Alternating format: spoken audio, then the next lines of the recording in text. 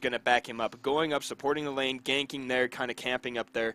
And I hope to see that again today against UCLA. Yeah, UCLA versus Washington State, so you got a little teaser of Washington State. Now you're going to see the real thing. Let's take a look at the standings, at least those top-ranked teams. You can see Utah, undefeated group score, entire score, really. Yeah. They've never lost even a game in PACG so far. Stanford University, same match score, but they have lost 2 total games, so they're sitting there pretty at second place. WSU playing tonight, they're looking to take over Stanford's position as second place overall. Yeah, a 2-0 here for Washington State will put them in game score ahead, but tied match score. So Stanford would then bump to third and WSU up to second, and that would be really important. Utah and Stanford in the South Division, and then WSU wanting to represent the North. Yes. No? Yes. Yeah. Yes, It's yes, South the Division North. There we for go. Washington, Thank you so much, and production. then- yeah, so here's the 2 groups. You've got for the South Division, which is what we're going to be watching this evening. You're going to have Washington State taking on UCLA. The other teams in the groups, Arizona, Arizona State University, and USC. And then in the North Division, we saw actually Monday, Colorado, Oregon, Oregon State, Stanford, and the University of Utah.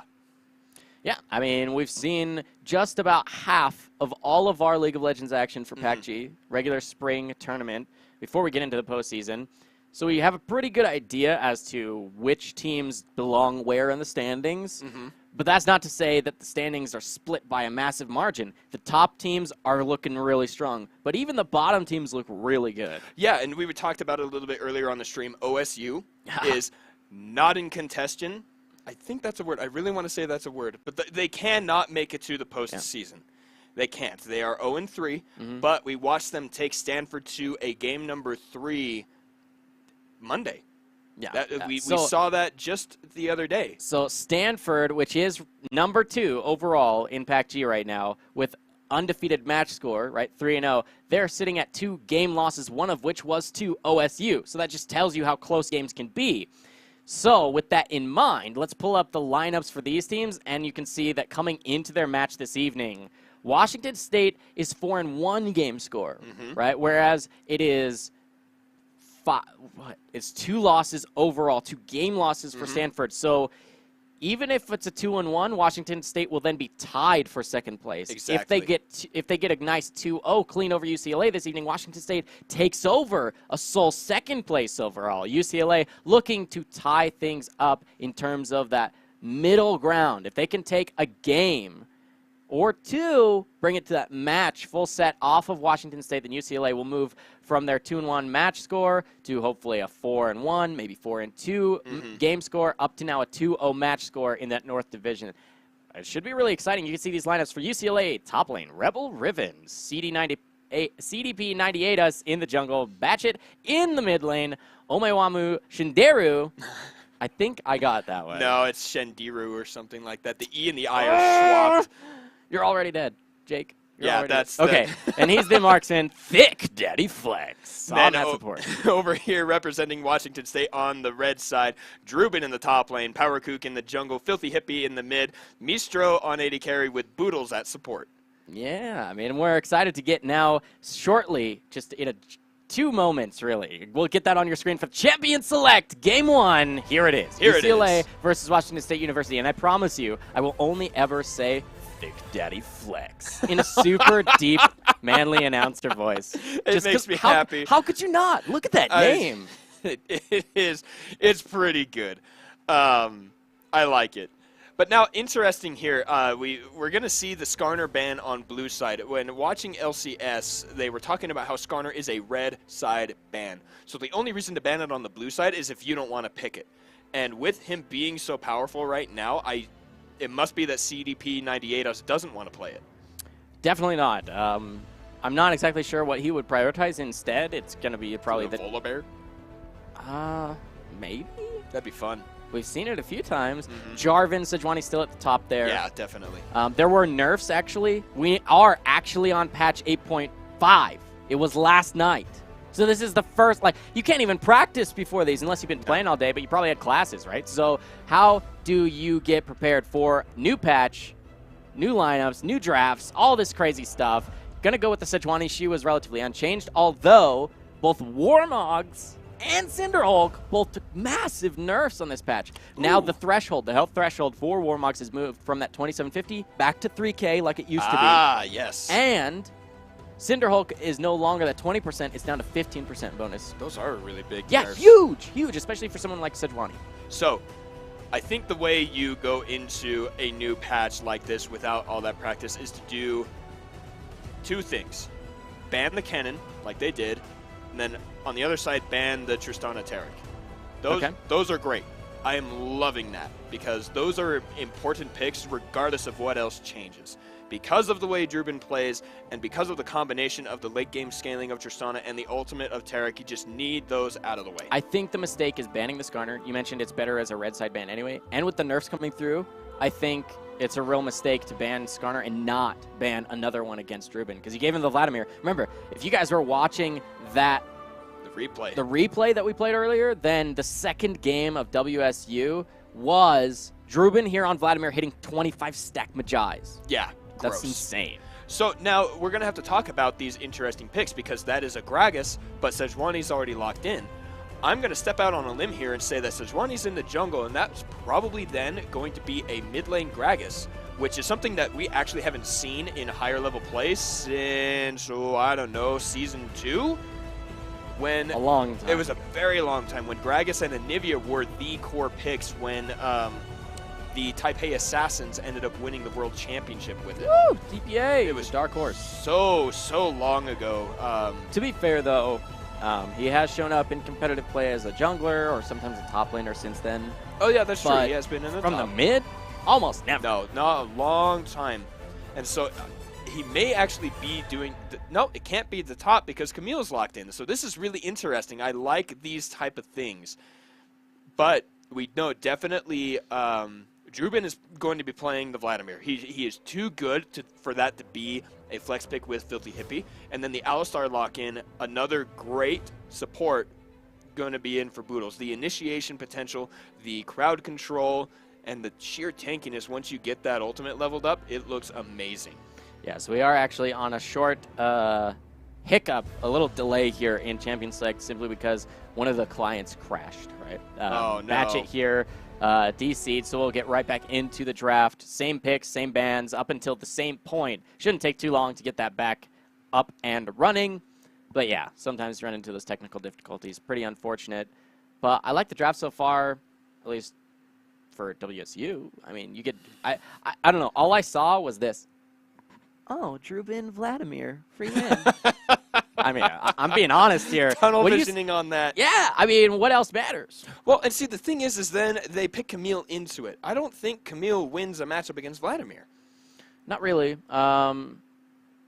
Whichever one gets fed will, like, full-on roll over the other. For sure. Because if Vladimir doesn't have his items, there's no way he can deal with an all-in, especially if his pool is down. It's a longer cooldown. Speaking of the all-in, let's just say here, you and I talked on another cast about the interactions with Camille's ultimate and Sion's ultimate and a couple of other things.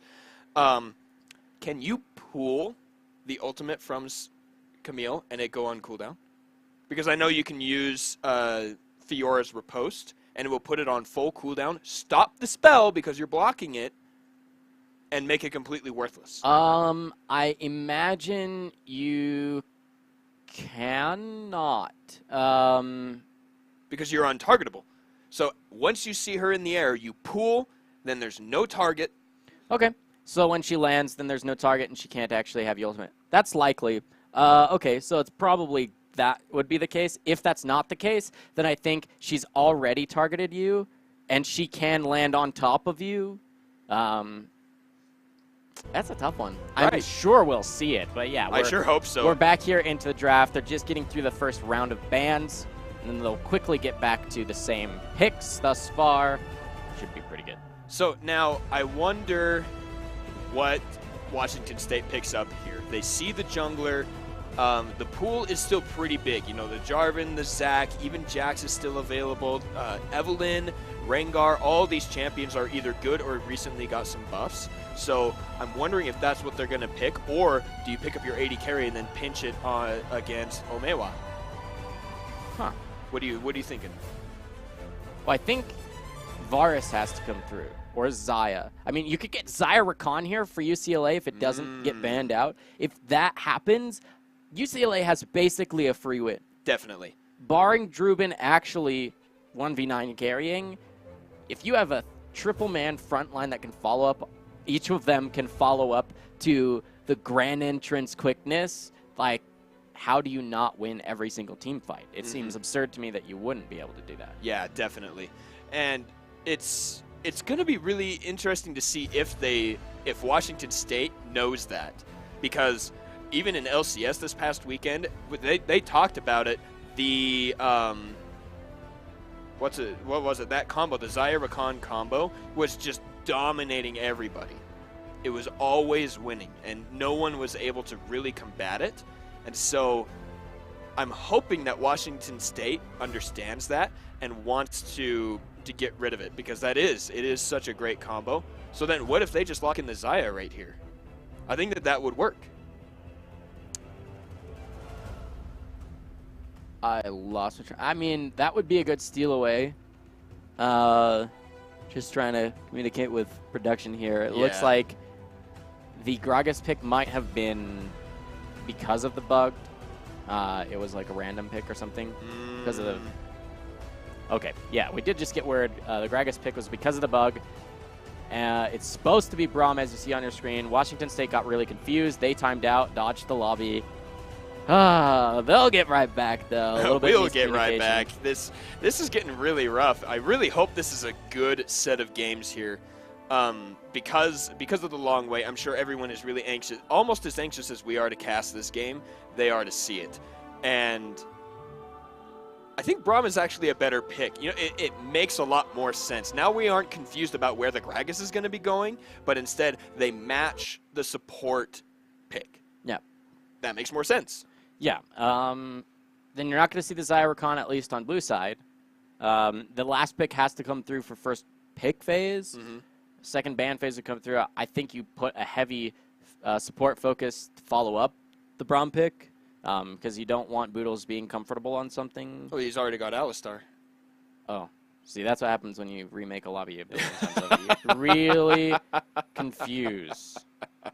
This should be going pretty quick, though. They have 5 picks out of the 6 that we need for the second ban phase. Yeah. So we are back in here. We're looking at it. We've got these here. We got supports. We've got top laners, and we have 1 jungler. So question comes back. Do you pick your jungler here to match UCLA, or do you pick your AD carry and then pinch the role? I think you pick your support so that you can't get pinched. Because right now, oh my. We've been here a while. We've been here at the support pick for a while. Superman's getting trolled. The kryptonite has come through. I'll tell you, my main weakness is going to be remaking the lobby 3 times. So, okay, it's pretty big. First pick's done. We're All now right. into second ban phase. Officially. For realsies. I like the pickup on Orianna here. Filthy Hippie has played it and did really well with it. And just, we've talked about it a lot, how Orianna is and always will be a good champion. Just the overall well-done kit that she has. You know, it's well-rounded. And so, a nice safe pick here. It's good to go blind with it. It's okay. And then it gives you the flexibility for your jungle pick and your AD carry.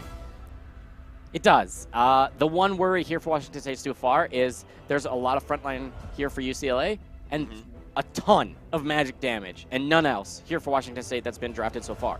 Do you then just stack MR, you're totally fine, and now you pinch that AD carry role? I think that's the best choice.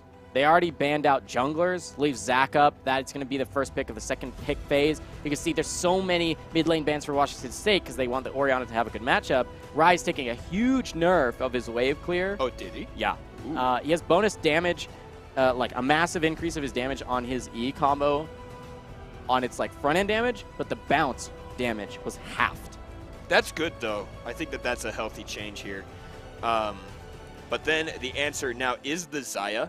And like you said, just you know, they're going to have a much more balanced damage source, UCLA, because they have the physical damage going to be coming out of Camille and the Zaya, and then magic damage coming out of Sejuani and the Galio that just popped up. I was going to say they're mid laner, and then boom, they pick someone. So a little bit more even. Again, more front line added for this Zaya. A lot of peel, a lot of good stuff. So now Washington needs to pick an AD carry that is going to be dealing tons of physical damage or true damage. Tons of damage. And there it is. Boodle's locking in that Vayne for Mistro. I'm excited to see this because Vayne, to me, has a very hard early game. She's so squishy, and her range is shorter than that of other AD carries, and so she's not quite able to just have that presence in the lane. I think it's harder. But against melees, she has a pretty good time. That's fair. She can kite them back. She deals a lot of damage, max percent health scaling with true damage, which answers that, right? Like, I was saying the concern was all this magic damage. They block in a magic damage jungler. I'm like, okay, you just stack Gomar and you have a free game, right? The Druben, no matter how fed he gets, if you can't deal damage, you can't deal damage. You're in good shape, especially with the Galio pick. It's a nice answer. But the last pick, Vayne, will come through, and then you have to worry for UCLA. If you stack MR, even if you're stacking health with it, you're still in trouble, because if the Vayne gets to late game, even if you shut her down early, she'll be there. She'll be relevant. She'll deal way too much damage for you to deal with. It's actually extremely difficult for you to lock her down. They've got a front line, right? Yes. Boodle's going to knock them everywhere, and Filthy Hippie is going to be able to shield everyone. I just don't see a way for UCLA to get to that back line. And now it's going to be really tough, especially, I wonder what the interaction also with Camille's ultimate and the invisible tumble will be. Because if you can't see the target, can you ult the target? So Camille is going to need to really be in the middle of the fight or get a great hook shot to get in the exact right position and be able to land that ultimate. Because once Vayne is in there, the only way she's going to get out of the Hextech ultimatum is a condemn out the side. But if she's trapped within a certain area, then the Braum ult, a Galio Q, plus the ultimate onto the Camille once it lands, the Sejuani ultimate, all of that is in a very confined space and will be hitting and stopping that damage. I imagine it will be an explosive mid-game. It all will depend on where these teams put their pressure. I think if you're UCLA, you have to put the pressure bottom lane. You try to shut down the Vayne so that your early game, your MR stacking can actually make the difference. Otherwise, you're kind of lost, right? As far as your build paths for these tanks are concerned, what do you actually build? Can you remain tanky enough? Can you remain healthy enough in these fights so that Vayne, at the point where she does get some items, does scale, will not become that late game monster that she's intending to become? Washington State, pretty good draft. UCLA, scary all-in composition. There's very little you can do against getting jumped on by, I want to say 5 members, right? Zaya's going to be right there attacking you. So, oh, for sure. I'm really excited to see these fights. The mid game should be explosive, as I said. I would say the early game will be slightly in favor of Washington, simply because you have Zach, who has better gank paths. Like, you can come from Fog of War so much easier than a Sejuani pre-6. And the lanes don't auto-shove. They auto-shove bottom in favor of UCLA. Yes. Auto-shove, I would say, mid in favor of UCLA. Top lane, I think, is far more in favor of the Vladimir. So if Vladimir can remain safe, not get ganked, because he's probably the easiest to gank. He's in the long lane, and he doesn't really have a gap close. He has an escape tool, mechanism of like the pool to try and escape, but that still means you just wait out that spell, use your crowd control after. So he's a pretty scary lane, but he is their star player. Yeah, and so I think that what he's going to try and do is actually hold off on that lane shove. Really? So it's a shorter lane. You can get the pressure and roam, but if you're underneath your turret, it's safer, especially because Sejuani doesn't have quite the range on the engage and gank path. I think that might be the way that Druben wants to play it. Not quite so far in the lane. It is safer, but then if you have 3 shoving lanes for UCLA, Sejuani has full control of the jungle, full control of the river, and can set up counter ganks so much easier, right? She can just wait in vision that you have full control of. If Zach shows up, unluckily on vision, then the counter gank is free. You probably get a free double kill, maybe into some neutral objective, depending on how late it is. But you can see one more time on your screen, these are those players on their matches. This is going to be top lane, Rebel Riven here on the Camille versus Drubin's Vladimir. I think that's the most important lane to watch right now. Drubin, Definitely. 25 stack Majai's last game. We saw him play this champion. If you're a Washington State fan, you want to see that happen again. But if Definitely. it doesn't, then Washington State is in trouble because all their eggs go into the Vayne basket. Way too much magic damage from the other 4 members.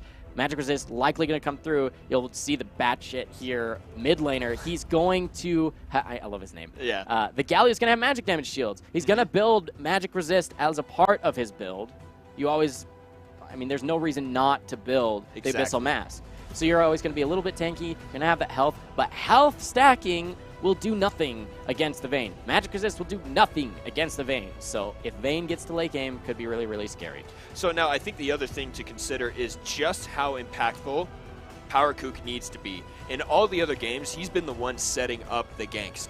Mostly it's been on the Jarvan. He's done excellent things on the Jarvan. Amazing work. And so we need to see him adapting to the playstyle of Zac and getting those shoved in lanes, decent ganks, so that they can then win the lane despite being pushed under. It's going to be hard with 98us, you know, like you said, having that kind of pressure because of the lane pushing. Ooh, nice 5-man stack. Is spotted out by a clever ward placed by Boodles. But I think that's where we need to see. Even if Drubin is pushing the lane up in the top side, he does start with that stopwatch, so one more safety feature here for the Vladimir. Starting with the Unsealed Spellbook, wants to go aggressive with the Ignite. Looking really, really good to try and bully out Rebel Riven. I mean, it's kind of what you go with when you go Unsealed Spellbook. You take whatever summoner you think you want for your matchup, and then if you don't use it, if for whatever reason, if you're not going to get a kill or you're not going to use a heal as an escape or something like that, then you just base, you have a free cooldown, you change that to teleport, show back in the lane, and you get that extra wave. So then what I think, here's another adaptability idea here. While you're laning, you get your tokens to use the spellbook. One gank shows up, you try your hardest to hold your flash, but say you need to use it, then you spellbook. What I want to say, yes, you can use the teleport to get back faster and not lose the farm, but you could also get the heal or the barrier or the ghost or something else to, again, assist with just how stationary a champion Vladimir is. So I think that this is a really good choice here to pick up the spellbook as opposed to something else. Yeah, it's not really a better keystone for Vladimir to go. There's others you can go, but they're just, none of them are going to have the same help, I want to say. That being able to swap out your summoner spells, have them reduce cooldown, and the other parts of the inspiration tree, right? You can see in his inventory, he has that stopwatch, and it's going to make a big difference. Level 2 is here, though, for the bottom lane. Now, Concussive Blows lands onto Boodles. He's taking a lot, oodles and boodles of damage, actually, is what he's taking. And Boodles. Omewa is getting a lot of damage, has that new front-loaded damage of the press the attack. So instead of the Fleetfoot, going to get that little burst and a little bit of healing. Getting the extra auto attacks is going to really make a difference for the Xayah here in the early parts of the lane. Yeah, in 8.3, they changed it to more front-loaded. He did hold his flat. Yeah. They changed the press the attack damage, the flat damage that you get for the third proc, as to a great increase front-loaded, and they wanted to reduce like the percent early, but they felt like they actually did it too much. So here on 8.5, they have buffed it once again to the percentage level. They did not change the base damage. It's still that massive amount early, but now from 4% at level 1, it's 8%. Oh my gosh. So back to a huge amount of amp damage from that press the attack. So you can imagine with thick daddy flex on that Braum. So now we are going to see a fight here in the jungle. It looks like PowerKook nearly goes down to 98us in the jungle. And when Filthy Hippie goes to try and help, the taunt stops any further advance. So junglers still tied in their CS numbers, 4 camps each, but look at the pressure that 98us has. He has 3 wards up here in Washington State's topside jungle, and there isn't a single ward for Washington State out on the map. Drubin still has his flash, but also still has the ignite. You've got to be really careful here, especially knowing that Sejuani just fought Zac in that jungle. No summoner spells have been used yet. This is the engage. Doesn't quite work, but Sejuani's here. The pool is popped there, dealing some damage. There's a knock from the Arctic Assault. Drubin still keeps the flash. This guy super confident. Now the gank is going to come in here for PowerKook to flash forward to get the stun from the Alistar E, and then flash forward. First blood here for PowerKook, doing exactly what we needed him to be doing and getting this lane ahead. Nice work. Hex Flash is now about off cooldown for Boodles. He's got that keystone. I shouldn't say keystone, I should say rune, but I'm excited about that. Not every day do you see Hex Flash in competitive play, but his flash in that trade was perfect. He gets the knock up, flashes forward to get the auto attack stun, which actually has bonus damage too. It's actually quite a bit. And that will be Shindero falling as first blood. Thick Daddy Flex gets away with his life. He did use Ignite. So I had the opportunity of being here very, very early and got to watch one of the Utah players doing his solo game. And there was a Blitzcrank that had that Hex Flash. Yeah. No joke, dude. Just stood there for a little bit. People came forward. He popped out and got a grab, and they ended up getting first blood themselves. It is a really tricky spell. I don't think people realize what it is when you first saw. I didn't even notice it before until you mentioned it after the play was done. It is really different. It all relies on Fog of War plays. If you're standing on a ward or if you're in the middle of a lane, pretty much anybody can just see you standing there. You have a channel animation, so people know that you're channeling it. And you can't just hold the channel for forever. No, that would be overpowered. Yeah. I mean, we'll have to see if it makes a difference. On Alistar, It's one of those champions, like the Blitzcrank. The Alistar is one of them that can make use of it, but we'll have to see if it actually is worth taking over something else, if it ends up coming up big for them. Yeah, so far it definitely has. Setting up that gank, getting the Hex Flash, that means its cooldown is significantly reduced because of the fact that it is just a rune as opposed to a summoner spell. No more 5-minute cooldown. We can see it is already available again. But doing a lot of good stuff here. This bottom lane, Boodles helping Mistro CS, staying even a tiny bit ahead here, about 2/3 of a wave ahead in terms of their CS. Picking up the Zeal first, probably gonna, it's the Static Shiv you want first on the Vayne, if I'm not mistaken. Well, when we're looking at how the early game has been going, Washington State made the first real big plays, right? Drubin has been the massive focus in the top lane, but he still has his flash after 2 ganks, right? Yeah. So he's doing just fine up there on the Vladimir pick. He's not quite even in CS, but he's not behind by that much. And when you have to look to him to get them to the late game so that this Vayne can be there, you want to see a little bit more from him. It's nice that he hasn't died, but he needs a little bit of help, and that's why PowerKook's here in the top lane. You can see he's getting bullied by Rebel Riven in the top lane. You need a little bit more. But the bottom lane is ahead, and that's very good news for the Vayne, because she's the one who has to show up late game for certain. Yeah, and I think that the push for Camille will be coming out until about this time. Drubin can go back now, and he can buy an item. Probably a tad bit of armor, probably going to work toward that zone is. No, I am incorrect. Instead, he wants the Hextech Revolver, and now he's got a little bit more damage. He might be able to poke back a little bit, and this is when it's going to start turning into Drubin going to carry that top lane, because Camille, pretty far behind, had to pick up a second Doran's item, and just now gets the Sheen. She's trying to match the sustain that Vladimir has just innate in his kit. And now you can see Vladimir trying to have enough damage to turn things around. Because even when Sejuani has shown up, he's actually turned things around to a degree. Not enough to force flashes in reverse, but enough to stay healthy, remain in lane, and make them think twice about returning. If you remember, last time Sejuani got to like 200 health when she chased him. So he's doing just fine, feels comfortable enough to not go that defensive route. He's going to have that stopwatch in just over a minute. And that will be even better, because the next time they gank, he might be able to use the stopwatch to help get some timing on his ultimate. The Hemoplague going to deal a lot of damage. It's a front spell and then a back spell that scales based on damage dealt during the first part. And so if he can time everything correctly, I think that that could even turn around a gank at the level 6 point, and I think that may be one of the reasons why we haven't seen Sejuani go back up there. Yeah, I want to see what happens here in the bottom lane. You can see Zach is hidden away in Tri-Brush. There is vision outside of the Tri-Brush, though, so he has to be really careful not to show.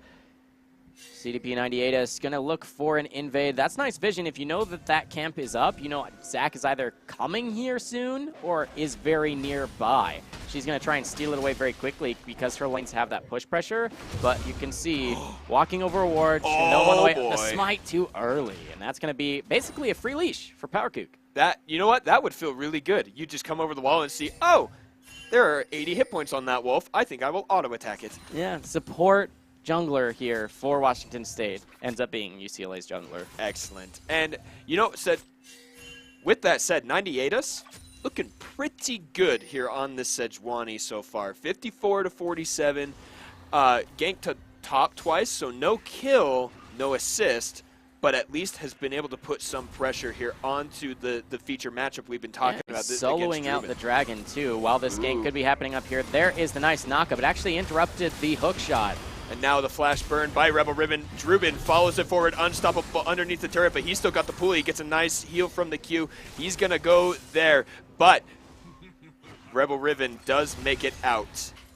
You know, that was flash from PowerKook and Drubin onto Rebel Riven, who held his flash through that whole thing. It'll be a quick Cloud Drake in favor of UCLA and an answer on that bottom side, but that's pretty huge. Did Rebel Riven flash? No. I swear it was both of them flashing onto Rebel Riven. Oh, okay, okay. So it looked like she did, or it looked like Camille flashed, but really it was PowerKook. And they are back here. Nice interrupt again. Oh my goodness. Drubin going to deal some damage, no ultimate, but instead Galio is going to be here. Batchet does make the stopwatch go for PowerKook, gets the kill onto Drubin, and they're going to take out PowerKook too, knocked into the passive, but there's no way they don't pick this up. The nice turnaround, Rebel Riven playing magnificently on this Camille. UCLA's top laner showing how you play that matchup. The interrupt onto the Zac was beautiful. And this fight in the bottom lane is full on. This is ultimates for both of them. The Ignite comes through. Ignite is out. Flashes are burned. Summoner heal popped. Omewa does pick up the kill there onto Mistro. Now they get the stun from the concussive blows. Will they be able to take out Boodles? It looks like he's pretty healthy. He might flash forward, and he picks up the kill on Omewa. Crazy. And then Filthy Hippie nearly picks up a kill of his own in the mid lane. Yeah, wow. You know, 1v2. Lots of action here on the Summoner's Rift. Back and forth. It's so scary. I want to talk more about what happened top lane. That was such a beautiful outplay. The knockback, essentially, the stun that came through right off of the turret, actually interrupted Zac, right? And after the interrupt, then he was healthy underneath the turret. It was essentially because of the Zac's engage. Vladimir gets kind of baited in there. It turns around the damage. The slow comes through from his sweeping blade. It's just so beautiful to see that happen. Let's watch it, right? Let's see what happened there. You can see the channel on the Zac came through. And right there was the stun. And then they're underneath the turret. It's PowerKook. And right when he gets to 300 health, Bashet is already here. The flash into the taunt is enough. That's so much damage. There's no resist or health built by the Vlad yet. And then the jungler's there too, just to make sure that they can deal the damage necessary. This one gets gifted over. Ends up being essentially a double kill for the mid laner. You can see Galio 2-0 off of the great outplay by Rebel Riven in the top lane. And now that is really good news because of how much we've been hyping up Drubin. But here we go again, getting the heal because of the sweeping strike and the shield from the passive. Drubin not able to trade effectively here. I think that they need to now do what we've been talking about and just survive and let Vayne be the reason you win the game. Yeah, I think you've done enough for Rebel Riven in the top lane. He's shown that not only does he have solo pressure, but now you've set him ahead. He should be able to even have kill threat time and again onto this Vladimir. He's got a level lead, CS lead. He's doing so fine up there. Ooh. So this is where you bring... I was just going to say you bring Sejuani elsewhere. You say you bring her pressure wherever else you'd like. And the mid lane is now even more fed. 3-0, essentially. There's the ultimate from Braum trying to stop this. It doesn't look like Mistro is going to make it out. Concussive blows just wanted to go on there. Rebel Riven jumps in with the hook shot, picks up a kill there. But now Big Daddy Flex is going to be hit with the Hemoplague. Omewa does pick up the kill onto Power Kook up there. Rebel Ribbon is still alive, and it's going to be a 3v2 now. Drubin jumping in, going to probably definitely kill Omewa. There is a good stopwatch, but it's only for so long. I wish he had an actual escape there. It might have been a great play. Ends up being a 3-for-1 in favor of UCLA. I mean, they just swing on down. Nice teleport there from both top laners to try and make the difference. But Rebel Ribbon already picks up a quick kill when he shows up, and then Drubin's kind of stuck in between almost the entire team of UCLA. Can't really do anything. I mean, props to him. He's 2-2. Props to him for getting that essentially free kill that he picked up for himself onto Shinderu. But that's going to be first brick at 15 minutes going in favor of UCLA. Let's watch what happened just again there in the bottom lane. You can see Boodles looking for a cheeky play, but out of vision barely for a moment. Zach's on the side. This is going to be Boodles looking for an engage. They've got Zach on the back end. Now that they're ready, they're pushed up too far. Will we see Hex Flash? No, I think the initiation comes from Power Kook. There it is. The knockup comes through. It's going to be the nice stun, too. Oh, but Boodles it wasted knocked you. up. Wow, beautiful Glacial Fissure there. Gets them to turn around instantly. You can see Mistro really low. There's going to be the hook shot off the wall. It's a kill for Rebel Ribbon. Nice way to show up instantly. Drubin answered it really quickly, but he's able to get a kill for himself. It ends up being basically a double kill for him because you can see he stacks up his passive, steps in the brush, does use that, and he was able to use the entire spell rotation left to him after that ultimate usage to get a kill for himself. So Drubin doing okay, but it ultimately means far more in favor of UCLA. Speaking of UCLA, they already got a kill from themselves. Power Kook down to 100 health. And now the jump in. Batcha is going to land the double taunt and ult onto an ally. Rebel Ribbon on a killing spree now. I think Washington State is going way too ham on these fights. They're losing pretty consistently here. Not the right time to be fighting people. Yeah, you just have the numbers advantage here for UCLA. They're going to take another turret. That, I mean, catapults their gold lead. Only 16 minutes in. Now they're up 4,000 gold, and they can look to maybe catch out Mistro in the top lane.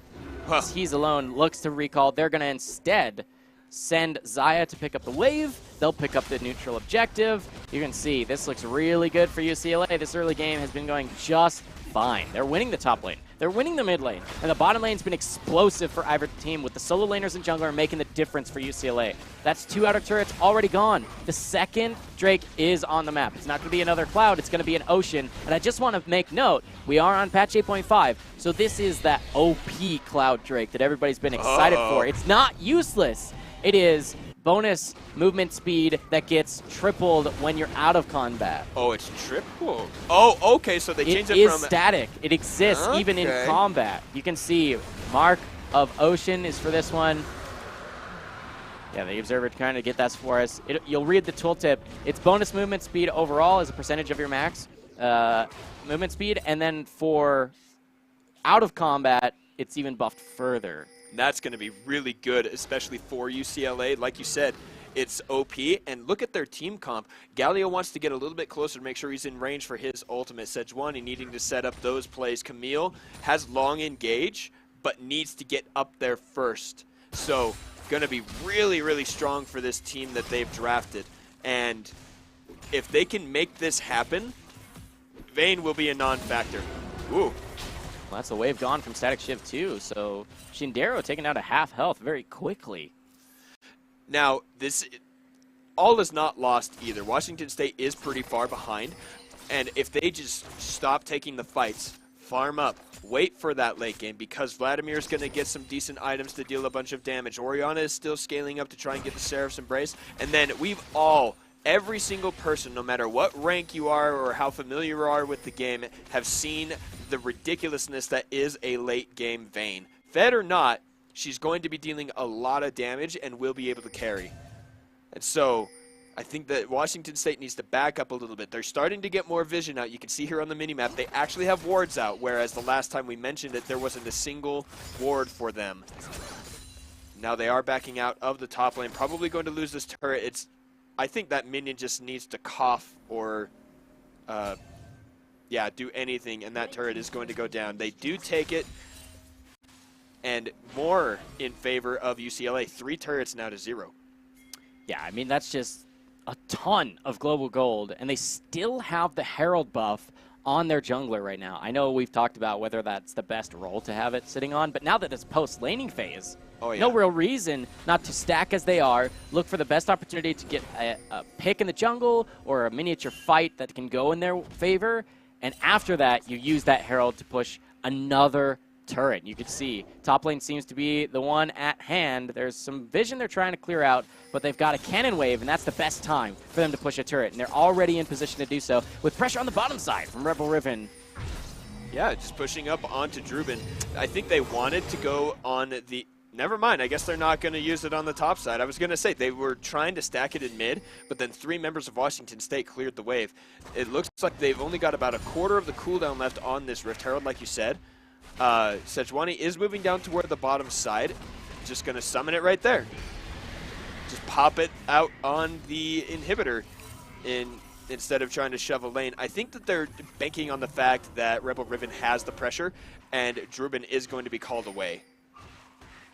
Yeah, Druben does have a core item plus tier 2 boots and more cooldown reduction, which is really, really important for the Vladimir pick. To have that additional movement speed, additional cooldown reduction, and to help him with his wave clear or fights, the Proto Belt active is really, really important. We are now at 20.5 minutes into the match, and you can see the support here for UCLA, Thick Daddy Flex, is trying to clear out that vision, and he's doing a pretty good job for his team. I like that they're moving as a core unit for UCLA, helping each other clear out this vision, making sure that when they want to, if they want to, back up and try this Baron, that they can do it cleanly, outside of vision. There's no threat of a steal without enemies walking through tons of vision first.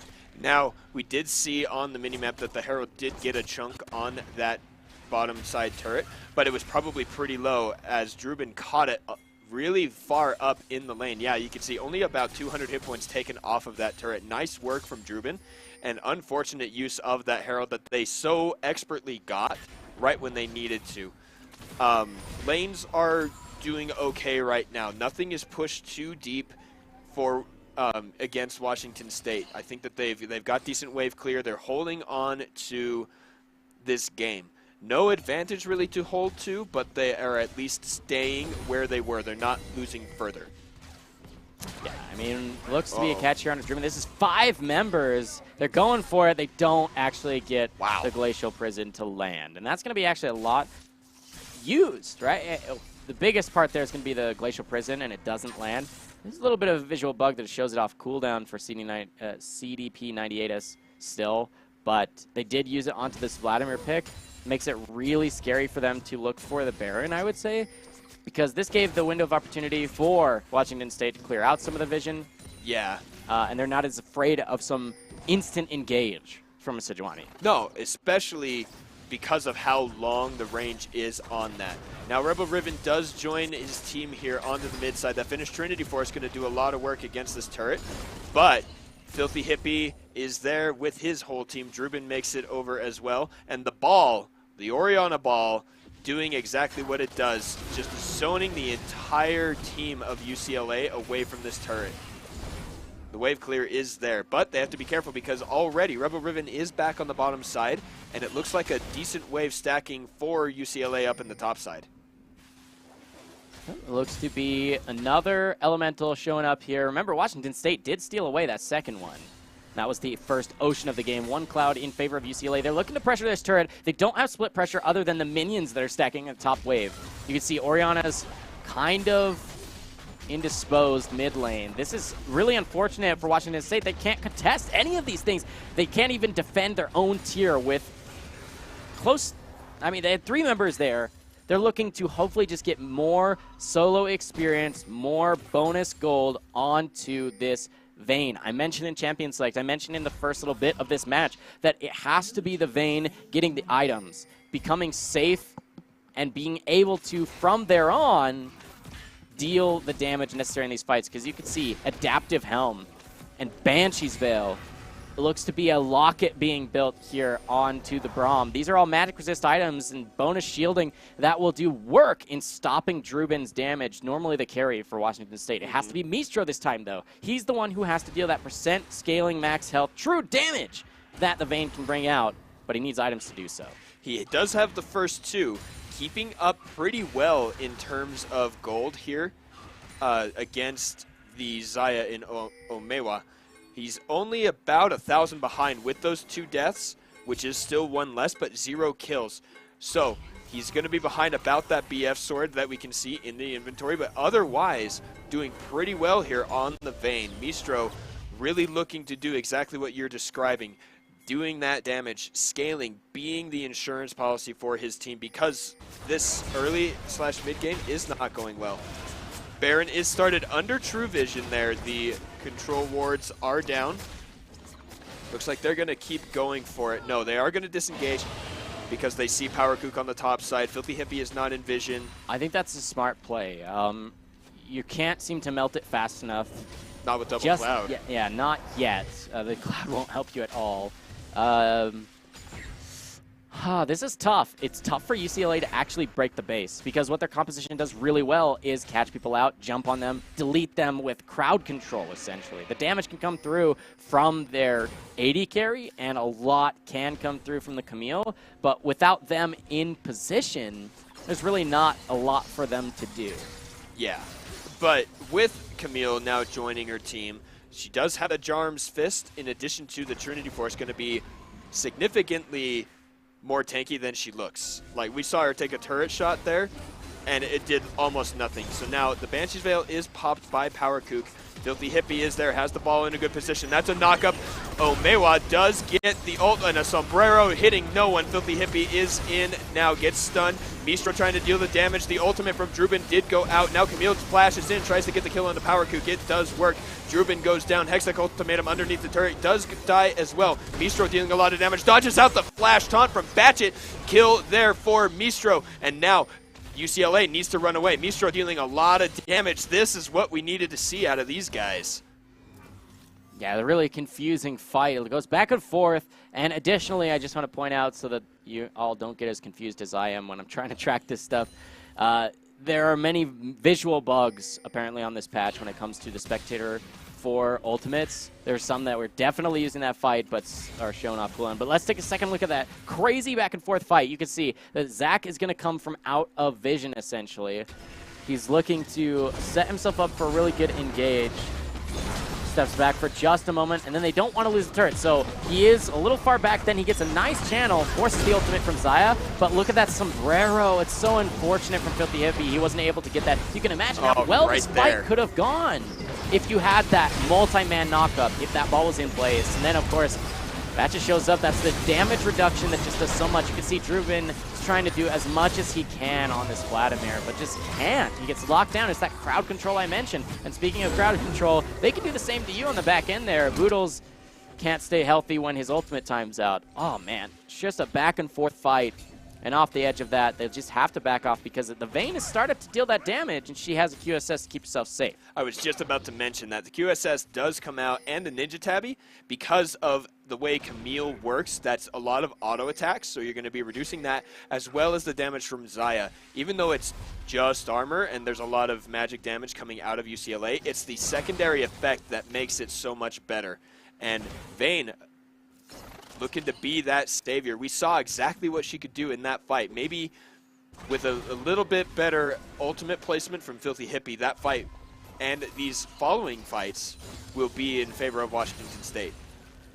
I expect that this is the precise opportunity for UCLA to get a lot on the map. They can be pressuring with multiple members here in mid lane. It's really scary for these people to be under turret. That's going to be the tier 2. Now you back off. You go for the Baron, or you take that stacking wave in the top lane and keep Rebel Riven bottom lane to continue that pressure. Yes, it's hard to match this Vladimir now because all the magic resist is just your Mercury treads. You're going to have a hard time pressuring him for a kill. But until then, you should be able to use your vision to your advantage. Speaking of using vision to their advantage, they're going to actually get a really nice flank with multiple members. This is definitely going to be a fight, Audrey. First turret for Washington State goes down in the mid lane, and now it looks like engaged down on the bottom side of the river. We're just watching Boodles. Rebel Riven is in there, gets a nice knock up against the Alistar. the ultimate from Zaya does go out, but gets the hero's entrance from Galio. Filthy Hippie dealing a lot of damage here. Power Kook going to go really low. Mistro, though, gets a good shield from Oriana, and the damage starts coming out. The ultimate to do nothing so far. Mistro is healing so much. Gets the kill onto CDP 98us, and now Batchet is the last one. Couple auto attacks to the damage, and the Boodles getting in the exact position to stop the Justice Punch. I don't think they should go for the Baron because I guess they're going to anyway. Hopefully the shields from Filthy Hippie are going to be doing enough. Mistro deals a lot of damage with that true damage on those Silverbolt procs. I think they might just have it, Superman. Look at this. Boodles is now done tanking, but Filthy Hippie has the Command Protect and the Seraph's Embrace. Mistro deals so much damage. The true damage, Juhadre. And now he's the one tanking. He's going to deal reduced damage to Baron, but only for the regular auto attacks. Oh my goodness. That will be 3 members, unless I actually want to see if the 2 other members that just barely respawned, if they were able to get the Baron buff as well. But before we do that, let's take a replay of that fight. It was really spread out, and we missed the beginning of it. So here we go. They're going to be chasing onto Boodles. They pick up the turret, and then we can see the engage going to come here from Rebel Ribbon right onto Drubin and Power Coop. Look at Mistro on the bottom side. Zoned. Yeah, zoned from the fight, but a 1v1 against the Sejuani isn't scary if she doesn't use her ultimate, and now Mistro kind of in a scary spot. He's going to get locked down, but the damage threat is Shinderu, who just falls instantly to the Vladimir. Mistro gets shielded, and that was so huge because that's what kept him alive. Able to knock out multiple members and then get the chase. Mistro living at low health throughout the entire fight. He's the one to watch in these fights for Washington State. If you're looking at for Washington State to come through with the win here, you have to watch closely on Mistro. For UCLA, the most key member is going to be, where is the Galio? He has to be on top of multiple members. He has to make sure that he's keeping the zone control in favor of UCLA so that the Vayne can't just be on the outskirts safe from this fight and just melting health bars over time. He has to get in there. He has to get down and dirty, melting people with his own damage and staying on top of them to lock them in place for Omewamu Shinderu to actually be able to auto-attack people, because in that last fight he really couldn't. No. And the 2 most important things that I think happened that last fight were done by Filthy Hippie. That Command Protect onto Mistro, and then the ultimate to peel Galio and Sejuani off, while Mistro went up to help get the kill onto Rebel Ribbon on the Camille. Fantastic play there as opposed to the completely missed ultimate. And now they do take that top outer turret. They're going to have the Baron minions, including a cannon here, to try and take down this tier 2 in the top side. I don't think there's any way that UCLA can stop them. There it does go down, but I think now is the time to pull back. We do see a wave stacking here bot side in favor of UCLA, and they don't want to fight in these small corridors just because of the amount of AoE crowd control that is on the side of UCLA. I like this call. Okay, should back up. They do have a little bit left, about a minute or so left on the Baron buff. So what Washington State has to do here is clear out bottom lane, look to pressure out even more I would say bottom lane, they need to get that outer turret. You send Drubin top lane, now that he has more and more core items, and there's still not a lot of magic resist at all on Rebel Riven, I think Drubin has the pressure he needs to be able to push that lane. He has faster wave clear, he has more damage, he should be able to take those fights no problem. He's got enough armor to match Camille's damage as she has magic resist to match him, but he has far more healing from his kit than she does from a single Vampiric Scepter. So I don't think there's a ton of kill threat in either direction, but plenty of threat overall. Drubin can do this split. I want to see him splitting from his team. He's got that teleport, and his team is doing just fine on their own elsewhere. Especially with the burn damage on that new Leandries, it is percent max health instead of percent current health, so it's going to be dealing a ton more damage just without that armor, or rather the magic penetration. But a fight here, there's the ultimate onto CDP 98us. Batchet makes it in. Filthy Hippie is out for now. Drubin drops the ultimate onto 2.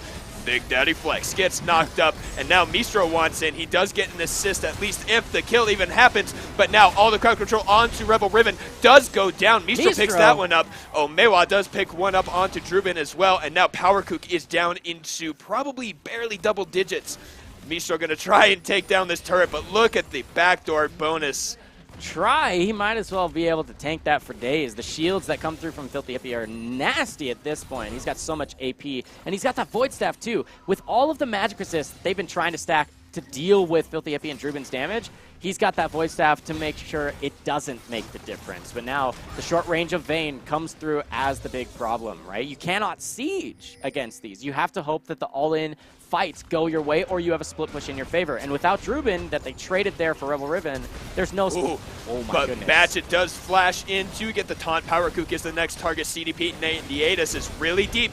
The ultimate from Filthy Hippie is doing work here. Batchet is going to keep diving onto Mistro. Needs to get out here. There's a little bit of speed up. Does Drubin finish the teleport? He cancels it. Decent disengage, but they do end up losing Boodles. Oh, and Power Kook. That's right. Big Daddy Flex picked up Power Kook while Boodles was down in addition to that. I can't believe you.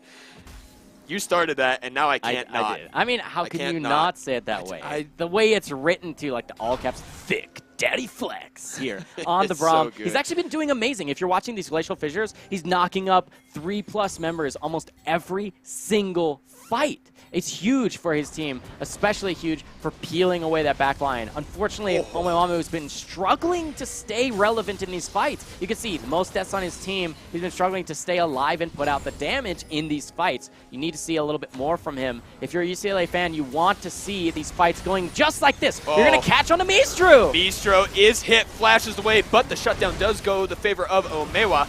But Camille is down as well. Look at all this AoE. Drubin got his ultimate down. Thick Daddy Flex is blocking a lot of damage, but Omewa has to pop his own ultimate. That is an empowered Q, but Drubin makes no impact. It is a 2-for-1 in favor of UCLA.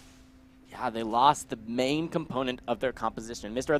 The Vayne has so many items. Look at his inventory. He's got so much damage to actually melt the front line here of UCLA, but he has to actually be on the outskirts of the fight. He can't be in the mix. He has to be on that circumference of the fight. If he's stuck in the jungle like he was there, he gets locked up, knocked up, locked down, and he ends up just falling somewhat instantly. Yeah.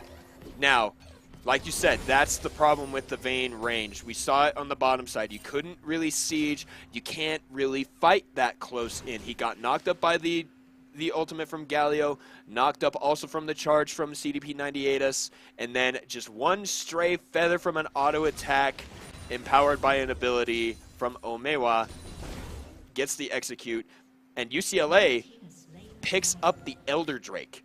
That's Triple Cloud Elder Dragon. They're going to be zooming around the map. Look at this guy. Holy, movement speed is absolutely insane. Camille is already so good at chasing you down, right? Oh, here we go. Wait, they're actually going to start up the Baron. This could be happening so fast. No Mountain Dragon, but they do have a Vayne, and all 4 members have started up outside of Vision. Okay, now the Vision is there. Rebel Riven shows up, skits into the pit. This is going to be Galio ulting right in. He is in, but the red team does pick up that Baron. The ultimate from Sejuani doesn't hit Mistro. He is still hitting here on the backside, dealing so much damage. Looks like the fight is going the way of Washington State. That's 3 kills already with the death of Batchet, but a pop in here. Rebel Riven dealing a lot of damage. Boodles is here. He has the kill, and now it's 2v1 at the end of it. Washington State comes ahead. I am amazed here. Let's watch again how that all started. That brave Baron attempt started and completed by Washington State. So let's take a look at that replay near the Baron. This is the Vision that starts out on the front end of this play to get into the Baron.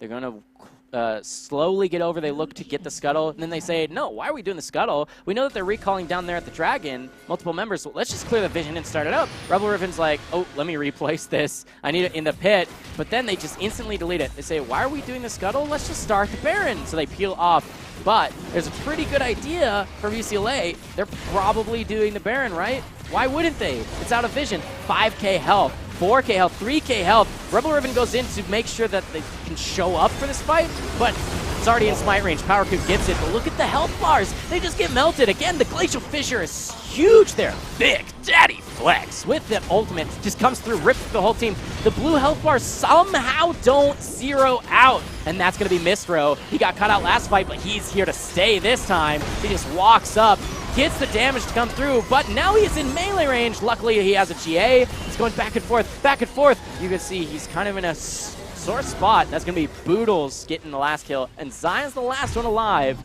But remember, the Baron still on 2 members. That bottom lane here from Washington State. Mistro being the exact carry that he needs to be for this team. That fight gave him gold enough. That is 6 items on the vein behind the entire time. 6 completed items. Look at all that damage, the attack speed, especially with the Phantom Dancer already in the inventory. I want to say, you don't want to swap those boots for the rapid fire cannon, would you? Or do you want that 100% crit?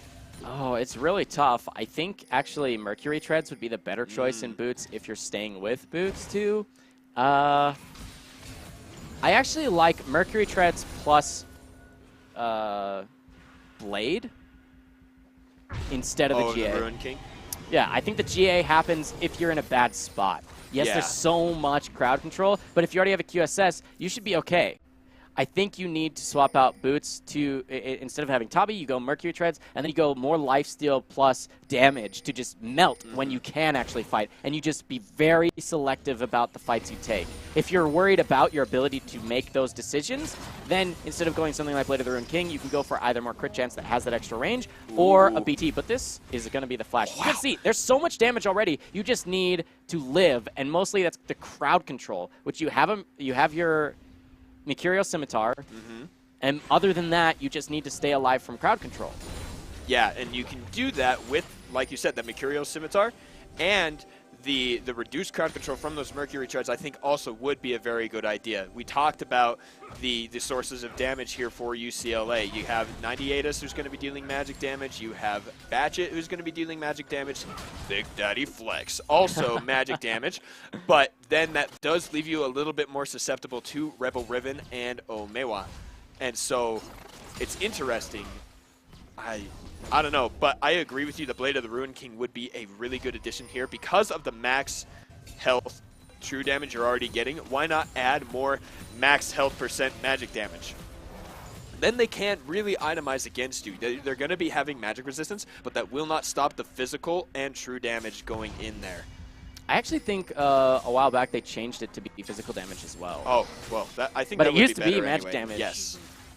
But yes, as you mentioned, there's now some armor that's coming through. But, oh my goodness, an explosive fight. CDP 98us is the target. It is a 1v3. Mistro on the top side picks up, no, down here before we even got in here. Look at that damage. That third shot from the Silver Bolts just wrecking both of these pretty tanky frontliners here for UCLA. Mistro is online doing precisely what he needs to do, carrying this game. You can see crits there, 758, just one-shotting some of these minions. Looking really good for Washington State. Let's see what happened there, because we're going to have to get that one too. But here, in the mid side, we see Mistro just going to get here farming. But the fight here on live, Mistro doesn't go down. That's good news for Washington State. But the fight is going to start pretty close up here on this replay. Yeah, so what? Nope, What's back on live? They're breaking the base. This is a dive under the auto turret. attack. There it is. They do take the turret and do not lose a member. Remember, Filthy Hippie died right as we were moving into that replay. So no one dies. They break the base and then 5-shot the red buff, because that's cool. They're going to get out with the blast cone. Camille is on her way here. Gets a ward, spots Drubin, and then they get the Scryer's Bloom to see them running away. They've got to get to the bottom side and save that turret, because that's a wave of super minions crashing into their base right now. Mistro is there, Drubin and Boodles right behind. They're going to be able to stop it. No Nexus turrets going down this round. But now, we got to be really careful. Filthy Hippie caught out. Yeah, I mean, that's the main thing. I've said this time and again in this game here. UCLA has drafted a composition that is so good at catching anyone, even multiple members at the same time. If they get the fight to start the way they want, they smash it. They melt it. It's free. Whereas if Washington State can mitigate then engage like this. Oh, dear. The cleanse was full on down. This is a return, though. Might actually turn out pretty well. 98 is taking a lot of damage. Power Kook does have good engage here. No root from the feathers. Mistro is so fast. Yeah, it's that movement. Disengaged, but look at Camille. Camille's finishing the base. This is just stop the recalls. Stop the recalls. Don't let them turn around onto Rebel Riven. And if you're Rebel Riven here, I think you have to back off. You don't want to get caught by multiple members and just be a free death. Even though it's an okay trade to trade your life for a Nexus turret, what would be terrible is to give over a Baron post 40 minutes to any team. So if you got it for free, you got it for free. Nice macro play. Speaking of nice macro play, this is the Baron. It's post 40 minutes. This is a huge buff that either of these teams could get. Zach jumps over, wants to get into the pit, but now Mistro has slain Batchet. It is still aggro. Drubin gonna go golden here. He might live. He gets a nice heal on Big Daddy Flex. Rebel Riven is taking Baron aggro. That's a perfect slingshot there. He's gonna pick up Zaya. Filthy Hippie is low. Rebel Riven is still alive, but Mistro is nearly untouched. Flashes forward, gets Omewa. That's the shutdown. Thick Daddy Flex goes down. CDP 98 is dead. That is 4 members of UCLA murdered here. And now, I want to see him take the Baron. There's no reason not to. This will be the second Baron for Washington State.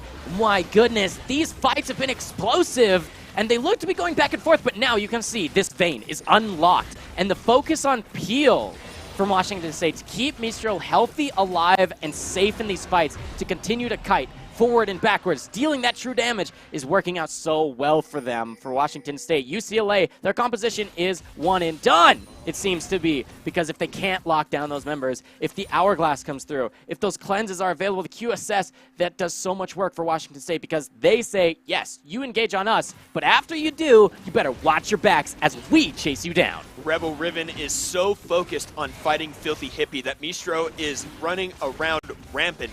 Watch the target selection in this fight as we pull up a replay of the fight at the Baron.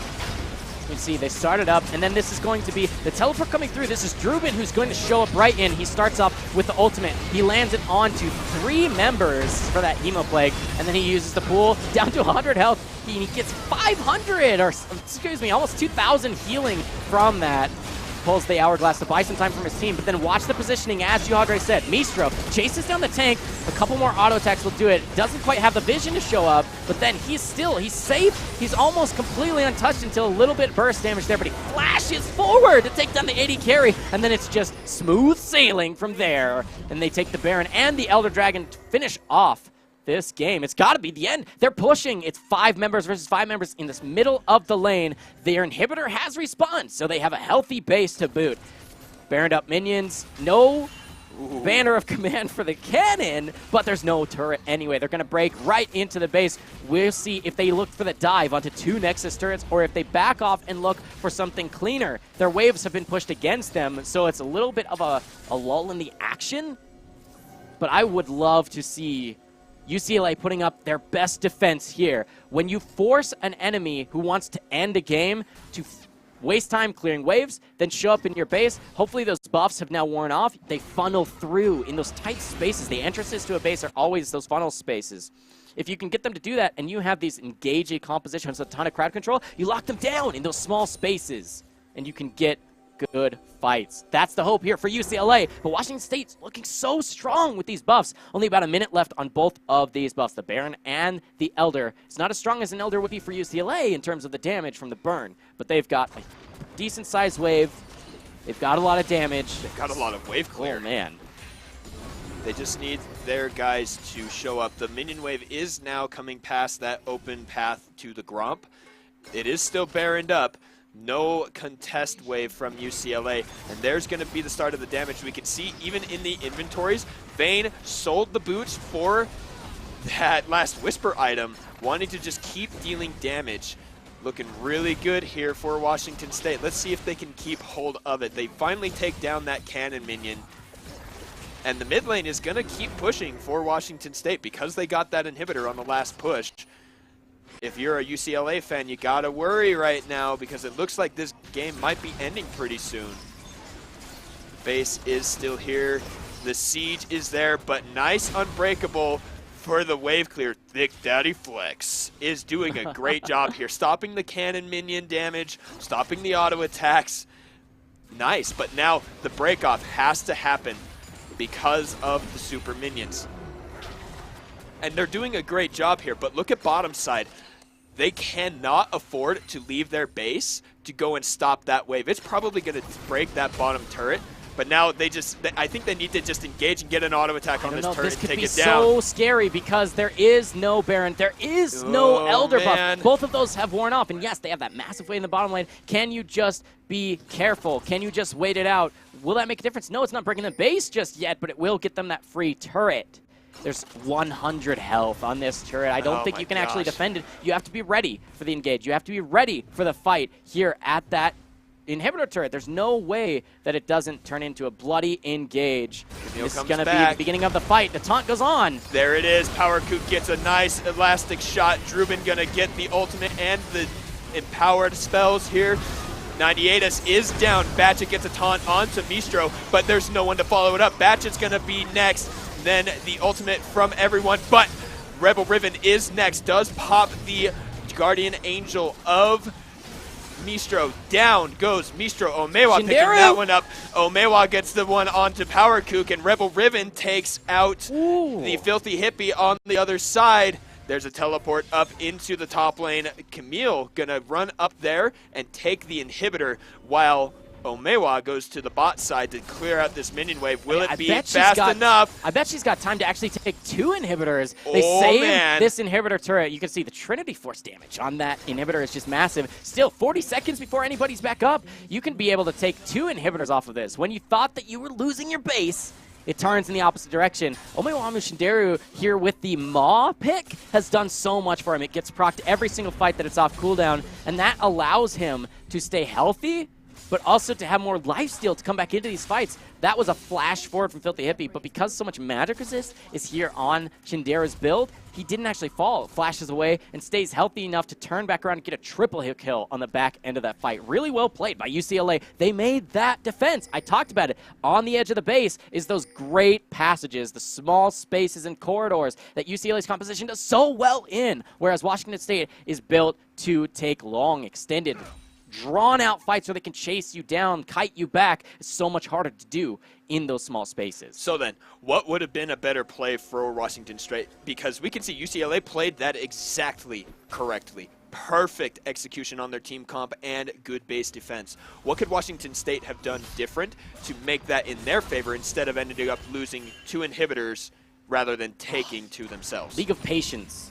Like at that point, you have that massive wave that no questions asked will take the turret if unresponded to, right? You have to send someone there if you're UCLA. So let's take a look at how the fight went. You asked the question. Look at the map. This is when it's breaking on, we'll get the replay on your screen. This is at the bottom lane. You can see it's like a quadra 5-stack wave or so, or if not more, that's stacked onto that turret and just melts it down instantly, essentially. This is where you don't have to take a fight, and because you're not the engaged composition, Washington State should just back off. You wait.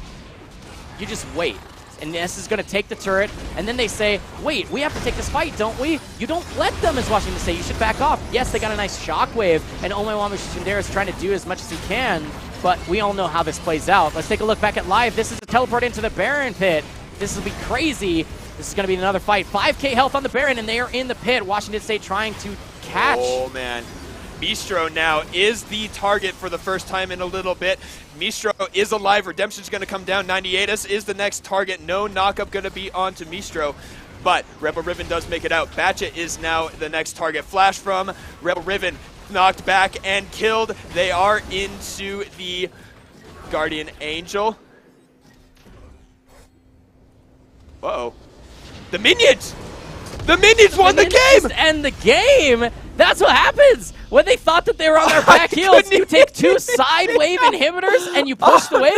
That just ends up being like, everybody is, wait, what? And the game is over! I Oh didn't my even see that coming. I was so focused on the fight at the Baron that I didn't Everybody watch focuses. everybody. Oh my gosh. Twitch chat, how many of you saw that coming? Because holy cow, it blew my mind. Just out of nowhere they stopped fighting and it starts panning up. I was like, why are we going to go look up there? There's no What reason. the- Yeah, exactly. What a great game. Yeah, back and forth. It looked like the composition that was drafted there for Washington was just perfect. They have the scaling. The vein is there. As long as you don't get caught, you're totally fine. It's hard to get back to that vein without just like inting, right? Whereas these fights for UCLA were clear. You catch someone, you probably win the fight, especially if it's the vein. And on a couple fights, it was the vein who just gets deleted out. When that's the case, it's just a free win. So we're going to take a very short break to get into our second game of this match this evening. Oh, I hope it's as explosive and exciting as game one you just saw. UCLA taking on WSU, the first win in favor of UCLA's Minions. Yeah. And we'll be back for game two in just a short break. We'll be right back with more League of Legends action after this.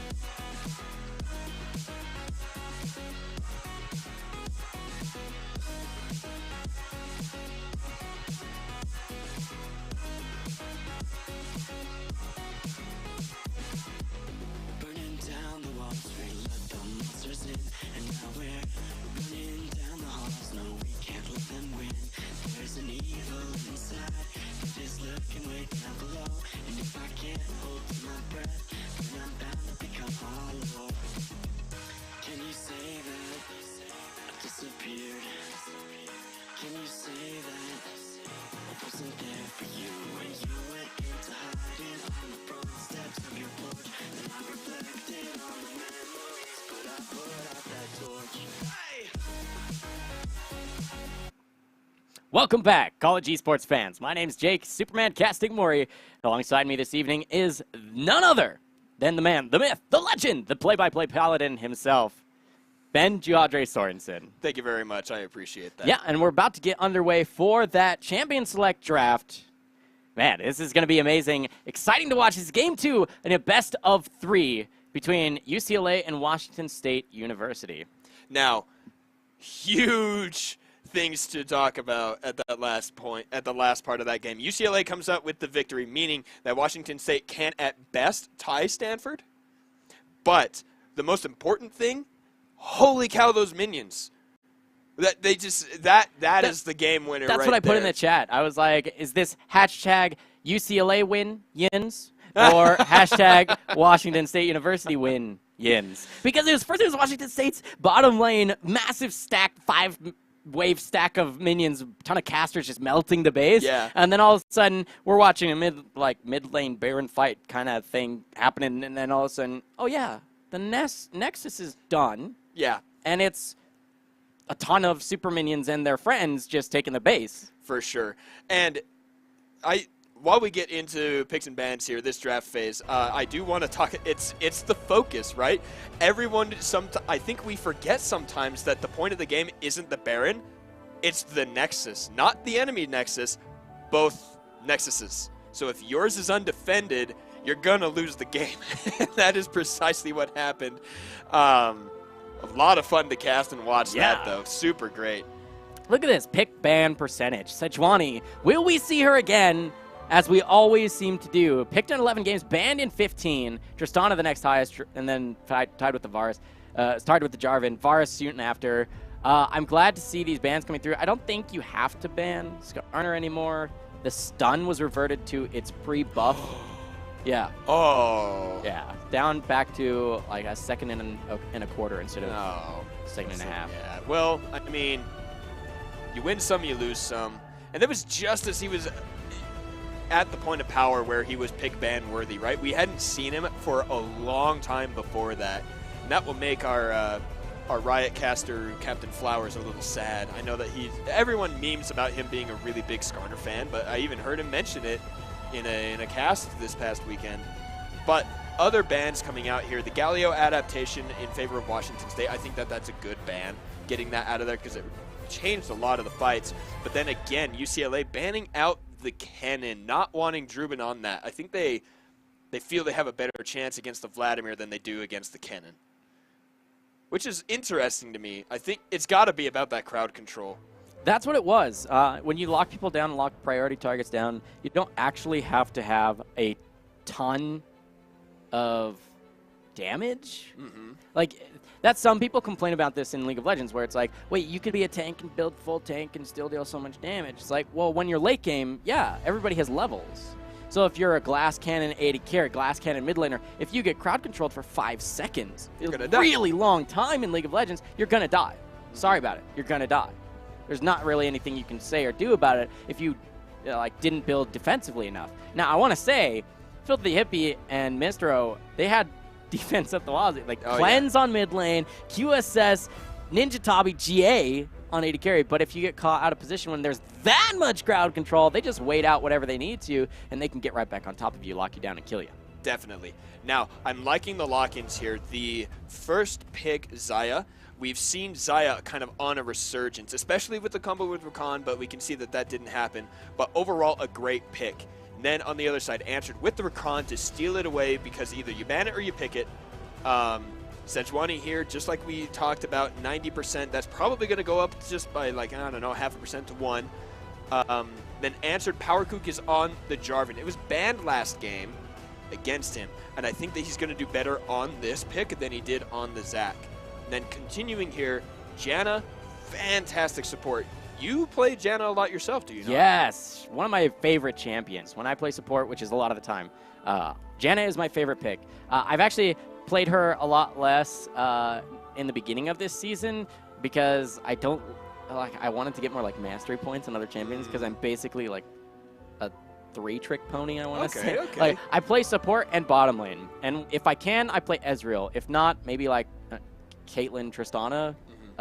But mostly I queue up support bottom lane kind of uncommon that you'd see that. Yeah. But I play support primary and AD carry secondary, and if I want to win, like if I have to win, okay, fine. Pick me the Janna. I never lose. Like my win rate's in the 80+%. That's awesome. And it's just because this champion is designed to not die and to also make sure no one else on your team dies. Yeah. And if you play to its strengths and you avoid its weaknesses, just as many other champions are meant to be played that way, as I described, then you can do a lot more with this champion. A lot of people are thinking, oh, Janna, really, like, brain dead champ, press E, win game. It's actually a lot more complicated. I like to talk about the Janna like this, where, yes, Janna's skill floor is extremely high versus many other champions out there. What that means is you do not have to be very good at Janna to do pretty well as Janna, right? Like it is as simple as shield people, knock enemies back, and you're kind of good to go. But her skill cap is her ceiling is also very, very high. Yeah. Because she's so simple, quote unquote, you actually have to think very, very critically about where you want to use those very simple spells so that you aren't missing them. You don't miss out on having them available to you when they're absolutely critical, necessary, and can actually interrupt or mitigate what the enemies are actually trying to do or what they need to do, what their win conditions are. Because if you just shield some damage here, some damage there, knock them back here, knock them back there, but then you don't have it when it's necessary, then you're not going to get all the wins, all the perfect trades with your carries. So, yes, the Janna pick, I'm excited to see more of. She's even stronger now. The WMX is amazing since they changed some things about her passive, and the W made it even stronger. Yeah, I'm mostly excited to see that someone else is actually playing the Urgot in this match. I was about to say, now that we're done with the draft during that rant about how great Janna is, we do see some interesting picks coming out here. Some stuff we're not used to seeing in the Talia and in the Malphite. Good stuff. Decent bans to warrant these picks. But then the Urgot. We've seen Carlton Danks from Stanford do amazing things with Urgot. I wonder if he will be playing it at the same level, this Rebel Riven here in the top side. I wanted to. I like seeing good Urgot play. However, I do want to sleep tonight, so I hope that it's only medium level because I will have nightmares. The Urgot is so devastatingly scary. They did a really good job on his rework, I want to say. But another great pick we need to talk about is the Victor in the mid lane on Filthy Hippie. They banned away his Orianna, so he has to go with another good team fighter in the midst fighting champion. And so Victor fits that bill exactly. I'm loving it. Yeah, I'm really excited to see what can happen with this match. It should be really explosive. I mean, these are much more damagey team fight compositions, right? There's a lot more damage from these, from the Urgot. These are less damagey top laners, I want to say, than Camille Vladimir. Yeah, but definitely. The damage is much more explosive elsewhere. You've got Jarvan in the jungle. Now you've got kind of more damage out of these mid laners. I'm really excited for this match. I want to see if Filthy Hippie decides to go with that Bruiser build. That's right. It's We kind talked of about exciting. it, but haven't seen it. Yeah, with the Gauntlet, right? You go Gauntlet to be relevant in these fights. I actually think it would be the perfect build this particular game because other than Batchet, he's like the only real extreme source of magic damage you can go for. And if you want to stay in these fights and lock people down and have that max CDR, why not? Why not go for the Gauntlet build when you're mostly going to be trading back and forth, kind of kite back Varus and an Urgot.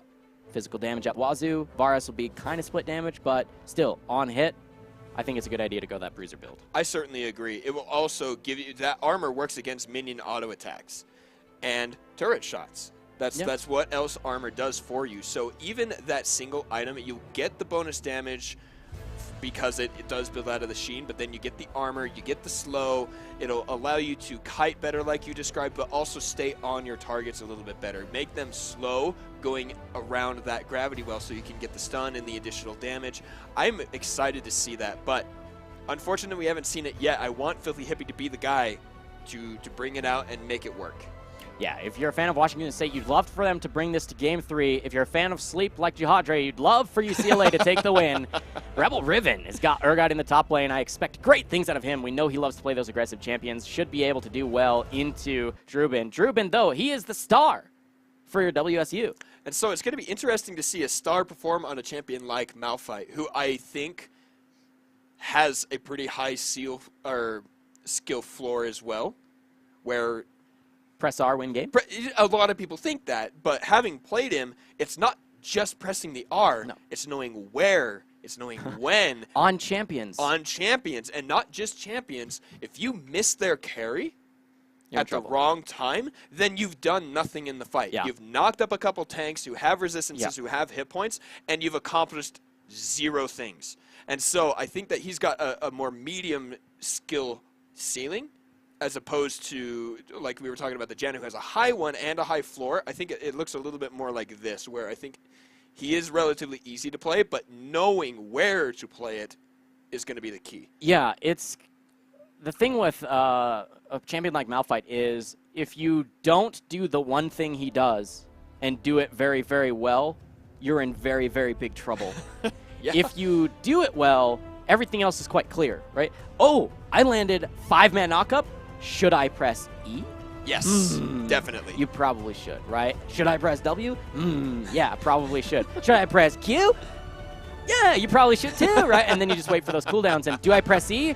You know, it's like a flowchart. Are champions underneath you? Yes, press E.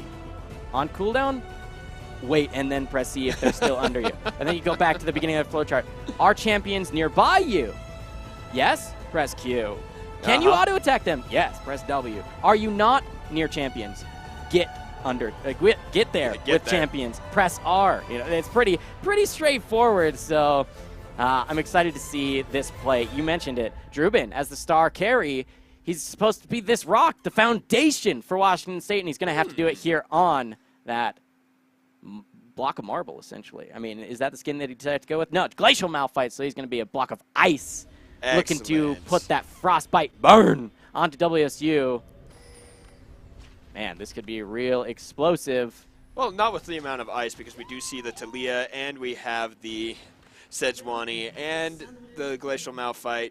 So maybe not quite so much the explosion, but, you know, at least eruptions, right? The Ice Age happened because of glaciers and mountains forming with each other. Random tangent, but, you know what, let's keep going here. Good stacks for these teams. A good spread coming from UCLA on the red side, and all of Washington State in that single brush down near the red buff here. It's an interesting place to stack all 5 of your members. Not a great invade comp here from UCLA, so I don't know if that was the perfect spot. Malphite is able to get into position and is going to meet the minions in the lane, though. So we'll see it happen. No big mishaps here at level 1. Yeah, this looks to be just the standard start, right? This is just pretty much the jungles getting leashed by bottom lane, likely buff into buff, or buff into wolves into buff. That's the pretty standard jungle route for pretty much any jungler at all, unless you're some special one like Sheikah or whatever. Yeah. These are those tanky frontline initiators, so I worry about top lane getting just melted here for UCLA. Rebel Riven is on this damage champion. He's got the range. Ooh, but a gank in mid. Oh, already? The wow. knock-up, the heal popped flashes, and the red buff secures or helps secure Filthy Hippie's first blood. Wow, that will do it. That's going to be Fleetfoot Filthy Hippie Victor. Gross. Interesting choice. He's going to go with that Keystone. Shove this in. That'll be massive gold lead and a CS lead. Speaking of level 1 fights, that's going to be the heals out of Mistro. Boodles kind of caught out of position. Nice work here. And, you know, it's actually really funny, the Fleetfoot on the Filthy Hippie, just because he doesn't have any shoes. I think that's funny. But for some reason, it's not actually as funny because no one is laughing. Filthy Hippie walking around, getting his feet dirty. Rather filthy, if you may. Yeah, see, that's what I was trying to say. Gotcha. You have the punchline delivery. I like it. Excellent game. This is why the Jarvan was banned last game. Power Kook is so comfortable on this champion. Correct me if I'm wrong, Jadre, but I'm quite certain that they've never lost a game where he gets Jarvan. Ooh, you know what? I would have to go Production, through. Get me on that one. Jarvan, Power Kook, some wins, notes here. question mark, question mark? Either way, if they have lost, it was probably only one game, and it was a really close one at that. It's fantastic to see him on it, just so impactful, and especially when you do start that red buff, there's no reason not to level 1 gank or level 2 gank because Batchet will only be level 1. Excellent way to start this game, and now we can see the counter jungling is here. Root down on the bot side onto Omewa. Boodle's going to throw out that Zephyr. Who will be able to roam first? PowerKook is damaged by a lot. And Sejuani, CDP 98 is picking that one up. Unfortunate there. Filthy Hippie wasn't able to go in. He just caught out in his own jungle. Well, he should have left. She's got Permafrost. That's a stun that you don't have. Okay, you know, we were just hyping up PowerKook on this Jarvan, but I'm going to have to say... Wah, wah, wah. Yeah, because not only does he get caught there, but look what he's building. Oh, no. You know what I'm going to say. Oh, yeah. Yeah. It's the warrior. It's the warrior enchant, which I'm tired of seeing Jarvan's build. You actually have to be, like, super fed. If you're going warrior, if you don't build Duskblade, you're a doofus. Oh, gosh. There it is. Well, why don't we double check, see what happened, because it looked like a pretty even trade at the beginning. Talk to me through this. Well, he just kind of gets caught doing the wolf camp, and when it's double buff, double buff, and you've used all of your spells on a camp, you've got nothing left over. You saw he couldn't even flag and drag away, so pretty simple there. And then when Filthy Hippie does do a good job kind of showing back up, you know, it's a rotate from Badget, and he's got the disengage tools, the knockback that has to get dodged away. Yes, 98 does need to burn his flash to get out of that. Filthy Hippie does show up and has a decent amount of damage, especially because of getting that first blood. Unfortunate there that he has to burn the flash, but like you said, he got the double buffs off of their jungle, completely resetting his own. So, going to be a lot easier to pass that second blue buff over to Batchet. And that's good news for UCLA. Yeah, I want to see how this bottom lane continues to develop. You can see both bottom lane and top lane are heavy CS leads in favor of UCLA. It's like to a nasty degree, right? This is not just you have a little bit, right, of CS lead, one wave or just half a wave or something. This is like multiple waves. 2 waves in the bottom lane, 2 waves in the top lane, and then some, right? They're just so far ahead. And once they actually, if they can secure a good base timer for themselves, then they should be able to pick up the correct items, hopefully come back and bully and force either missed waves or good fights where they have bonus items, right? That's what you want to see for bottom lane or even top lane. And it's up to, I think, the jungler to help make sure it's secured. But there's a fight in mid lane, and Sejuani's really close. Sejuani is really close. Looks like going to dive underneath the turret, but Filthy Hippie is able to get out. Good work with the Fleet Foot and the Siphon Power. That Q that gives him his shield and a speed boost. Good stuff there. Now, he's doing really well here, Filthy Hippie. He got that extra wave because of the first blood. I want to see him continue to evolve in this lane to keep it under control because they meaning WSU, need a point of power, like you were mentioning. CS leads in favor of UCLA in top and bot.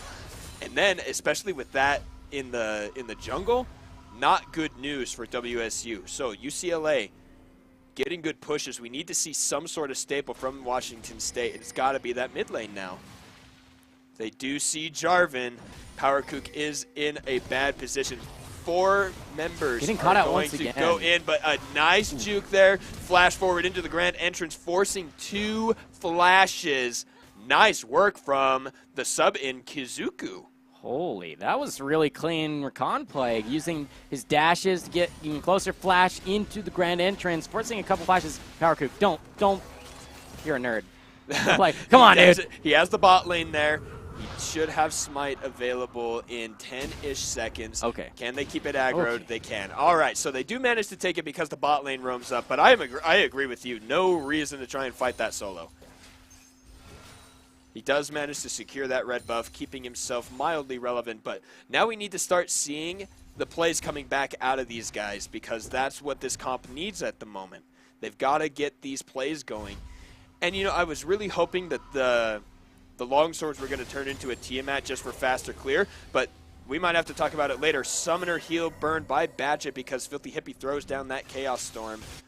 A lot of damage, you know, carrying, doing exactly what he needs to do. That same deficit in CS is against UCLA in the mid lane. Yeah, it's really a close match overall. I think it's just, I mean, First Blood was in favor of WSU, but they're the ones down 400 gold. That's the interesting part of all of this, right? But the CS numbers are the main difference, where you can see with top and bottom lane, they're up 100 plus CS. Oh my goodness, top lane is 500 gold. That's a massive, huge lead for the Urgot. That's really scary. If you're Driven, you feel really behind in terms of items at this point. Well, and especially because Urgot is designed to be one of those Juggernaut-style champions where you have the damage and the beefiness behind you.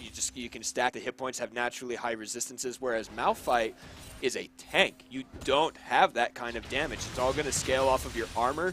You've built that Bramble Vest, and that's good stuff, but, you know, it's not enough to match the damage going to be coming out of Rebel Riven here on the Urgot. No, and you can see he's building straight into Black Cleaver. So even when the armor items come through here for Drubin, he's still going to get melted. And that is not good news from this star player, and let's face it, because of the Warrior enchant from your only tank. You can't let this guy get behind. PowerKook does manage to get that buff, but he gets ulted, and Rebel Riven gets another kill. Double buff already ahead. Urgot is going to give me nightmares. I can't imagine Drubin. What gives me nightmares is being just this jungler, right? PowerKook here on the Jarvan, we're used to seeing him do so well, but you can see it's not even a full gold kill. 274 was the bonus for that last hit there that went to Rebel Riven. He's now 1-0 in the top lane on top of his massive CS lead anyway. But the reason it's a reduced amount of gold is because Jarvan just dies over and over and over again in his own jungle. And it's unfortunate because of the impact he had to get that first blood. Fantastic play. Filthy Hippie staying ahead, though, getting a kill against Batchet solo, even burning Batchet's flash. Yeah, after burning the heal last time. Yeah, so Filthy Hippie is the guy to watch now this game. I think we need to focus our attention now onto him as opposed to Drubin. Mistro is behind by 10 CS, but here's a nice engage. Kazuku does not get knocked up, and that's good news for them because you don't want that to happen. The knock-up will shred your armor, get you crowd-controlled everywhere. Rakan does have a decent amount of escape tools, but still not a good spot to be right there. Nice evasion. What I need to see, you mentioned Filthy Heavy has to be essentially the carry for WSU to bring us to a Game 3. He has to be the one to do it. The armor stacking Malphite really can't do much against this composition. There's a nice split of damage. He's the engage, and he'll be able to do that.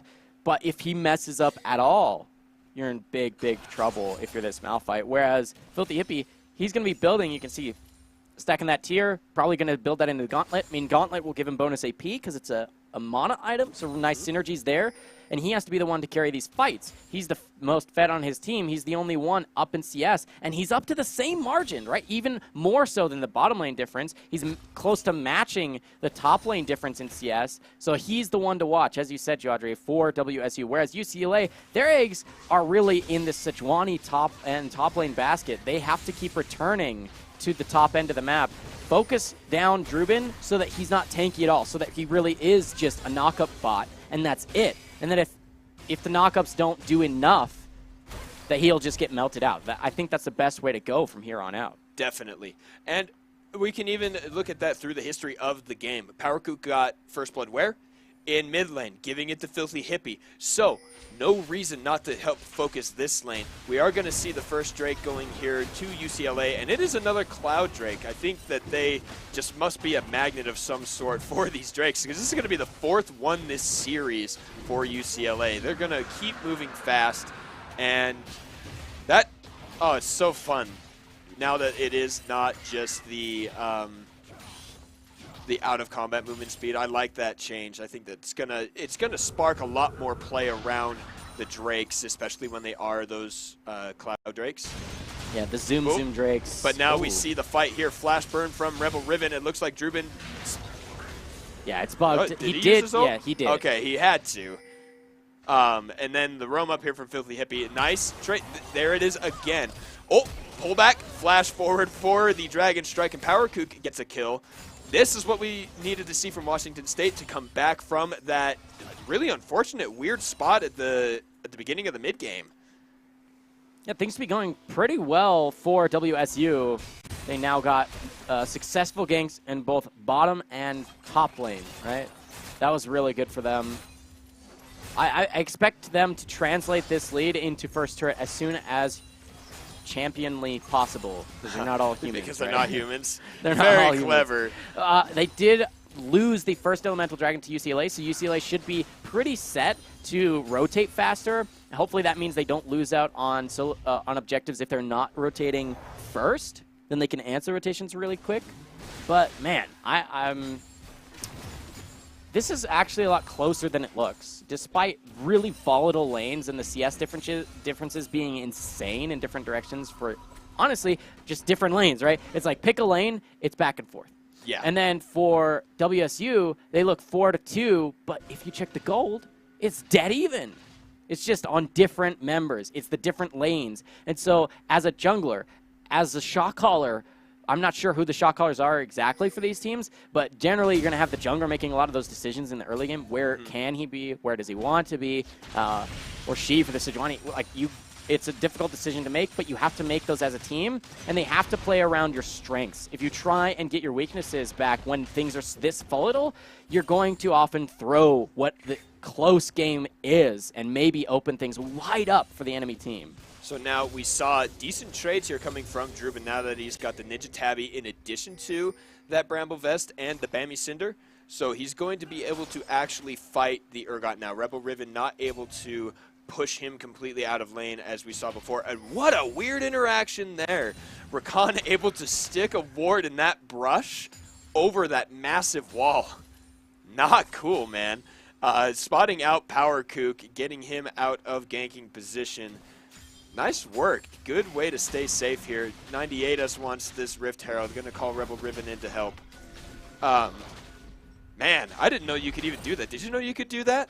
Because that was crazy. Yeah, I mean, those interactions are pretty common. They're just kind of cheese, but they can help you in those situations. Okay, so Power Cook is here. He's out of vision. He has snuck in here, but not just him. Filthy Hippie's here as well. This could be a 5-man dive. The teleport is coming through. Now Omewa is stopped. Oh, onto the carry, exactly what Druban needs to hit. And then the ultimate from Power Kook is there. The Weaver's Wall does not manage to stop anything. The minions are down. I think they need to leave it. The backdoor bonus is very strong. They might be 4 champions, 5 even, but here's that first turret you were talking about. 98us, will they be the Rift Herald. It is there. Okay. 5 champions going to do a lot. Going to deal a lot. But now Rift Herald is going to take this one here. Instantly destroyed. Sharing the gold there with Rebel Riven. But first turret, meaning extra gold, goes over to WSU. In addition to the 2 kills they pick up on bot side. Nice rotation from top and from mid. Looking really good here for WSU. They weren't happy after that loss. No, not at all. And they are coming back strong. You can see they finally hit that 1,000 gold lead mark. It was a lot more had it not been for that nice answer on top side by UCLA. They were able to take that turret top side, almost matching, almost stealing away even. Yeah, for sure. If they had responded a lot faster, it would have been amazing. But now our advantages are kind of dwindling here. The CS numbers are still up in those lanes you mentioned, in the top, jungle, and bot side in favor of UCLA. But now, Xayah is just as far as the Varus. You have the finished Ginsus, but you have the finished Essence Reaver. You have boots, but now the Zeal comes out instead of some extra vision in those control wards and some potions. So it may be that Xayah is actually ahead. Those 3 assists doing a lot for gold. Yes, catching...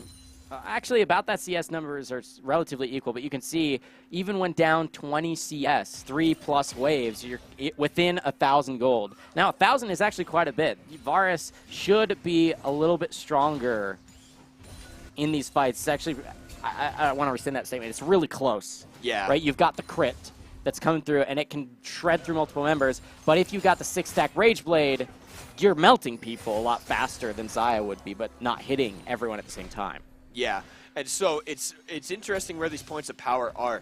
There is a Luden's Echo completed for Batchet on the Talia, but I don't think that matches anywhere near where Victor's power is right now. 4-0-0 and that exact same, that 30 CS, 22 CS up here.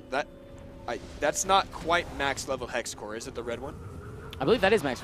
All right. Well, I mean, we're only 18 minutes into the game, and he has what appears to be that fully upgraded hex core. He may not have a completed, you know, quote-unquote core item, but that is a core item. A core item. Ooh, Oh, this is boy. going to be the fight. Where is that Glacial Prison? Will it come through? Boodles takes a lot of damage there from the threaded volley by Badgett. But even more importantly, the disengage is definitely there for Washington State. I think if they're gonna kind of split it, they're shoving their wave into the turret. The nice gravity field stopping any advances. There is the combo from Kazuku. Boodles gets the ultimate only on the back side, but look at this damage coming out of UCLA. 3 deaths so far on the side of WSU. Flash away from Mistro. He pulls in the feathers, getting no one. Summoner healed there to try and escape. Throwing out the feathers, going to try and pull him back and maybe get Omewo. And he picks up the kill on 98us.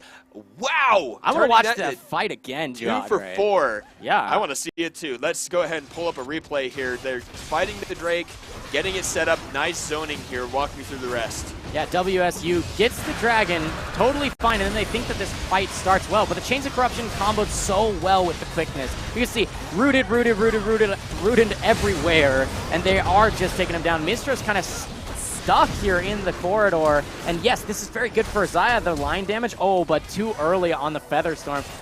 Excuse me, just like the pullback on the feathers, but if you had it when they were coming through the Dry Brush, you might have been able to take down even more members. But just a really explosive fight. The objective does go to UCLA, or excuse me, does go to WSU, but UCLA melts the rest of that fight. Nice comboing of the crowd control. And another Drake magnet here, because the only Drake WSU got last game was an Ocean.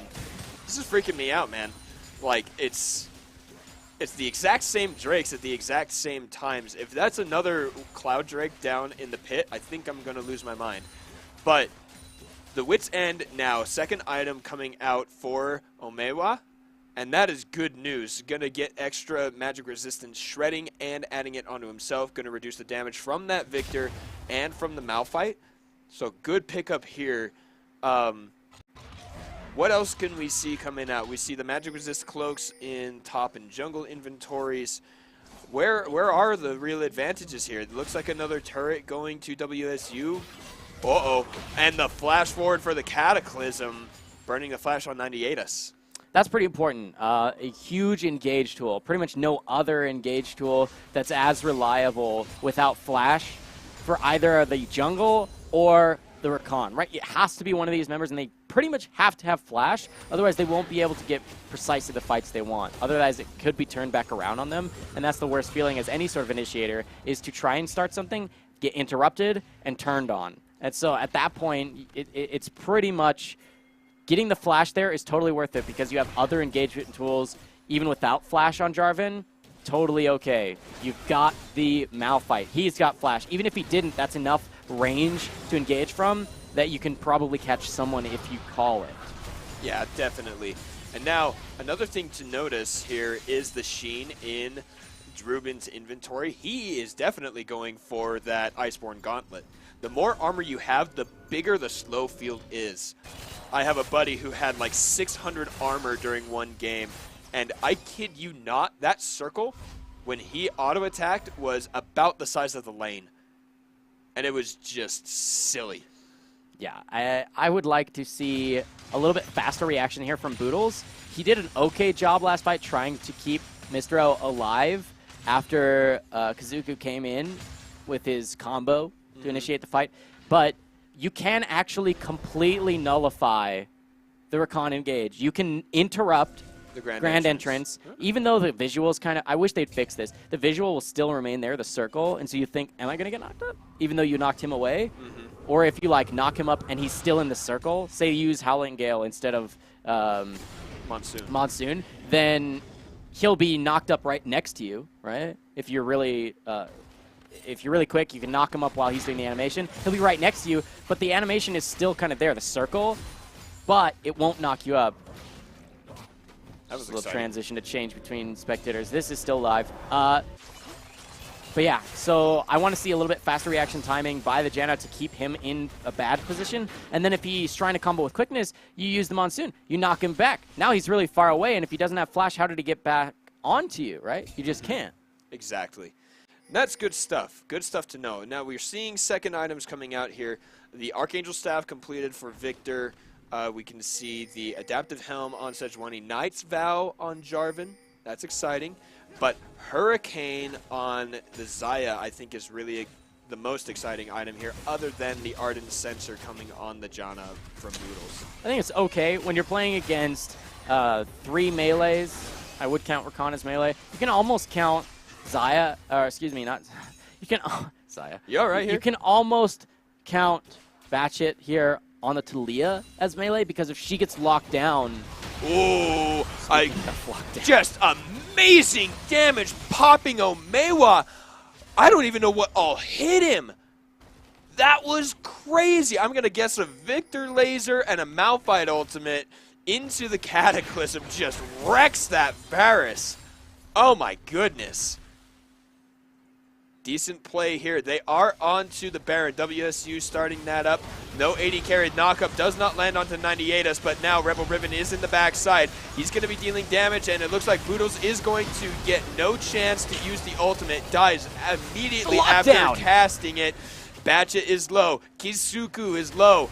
Now Batchet is going to take the rest. Mistro jumps forward. Power Kook and Filthy Hippie are the last line of defense. Rebel Riven is going to go down. That's a double kill. It's probably going to become a triple here.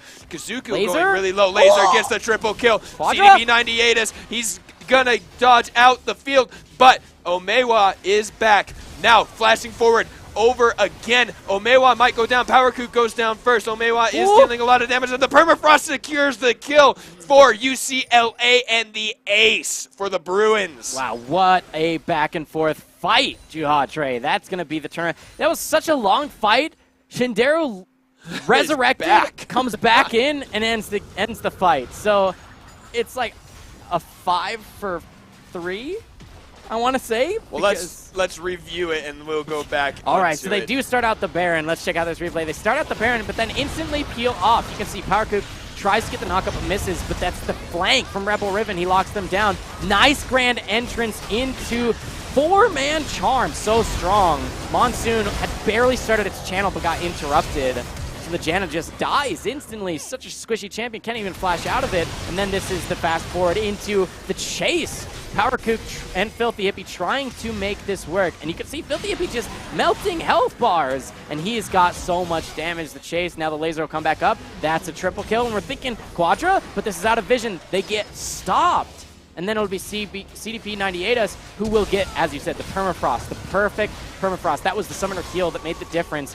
And right after the shields came through, he gets locked down. And this is going to be the Baron in live. Will the smites come through? 2,000 health is way too much. They try and peel away.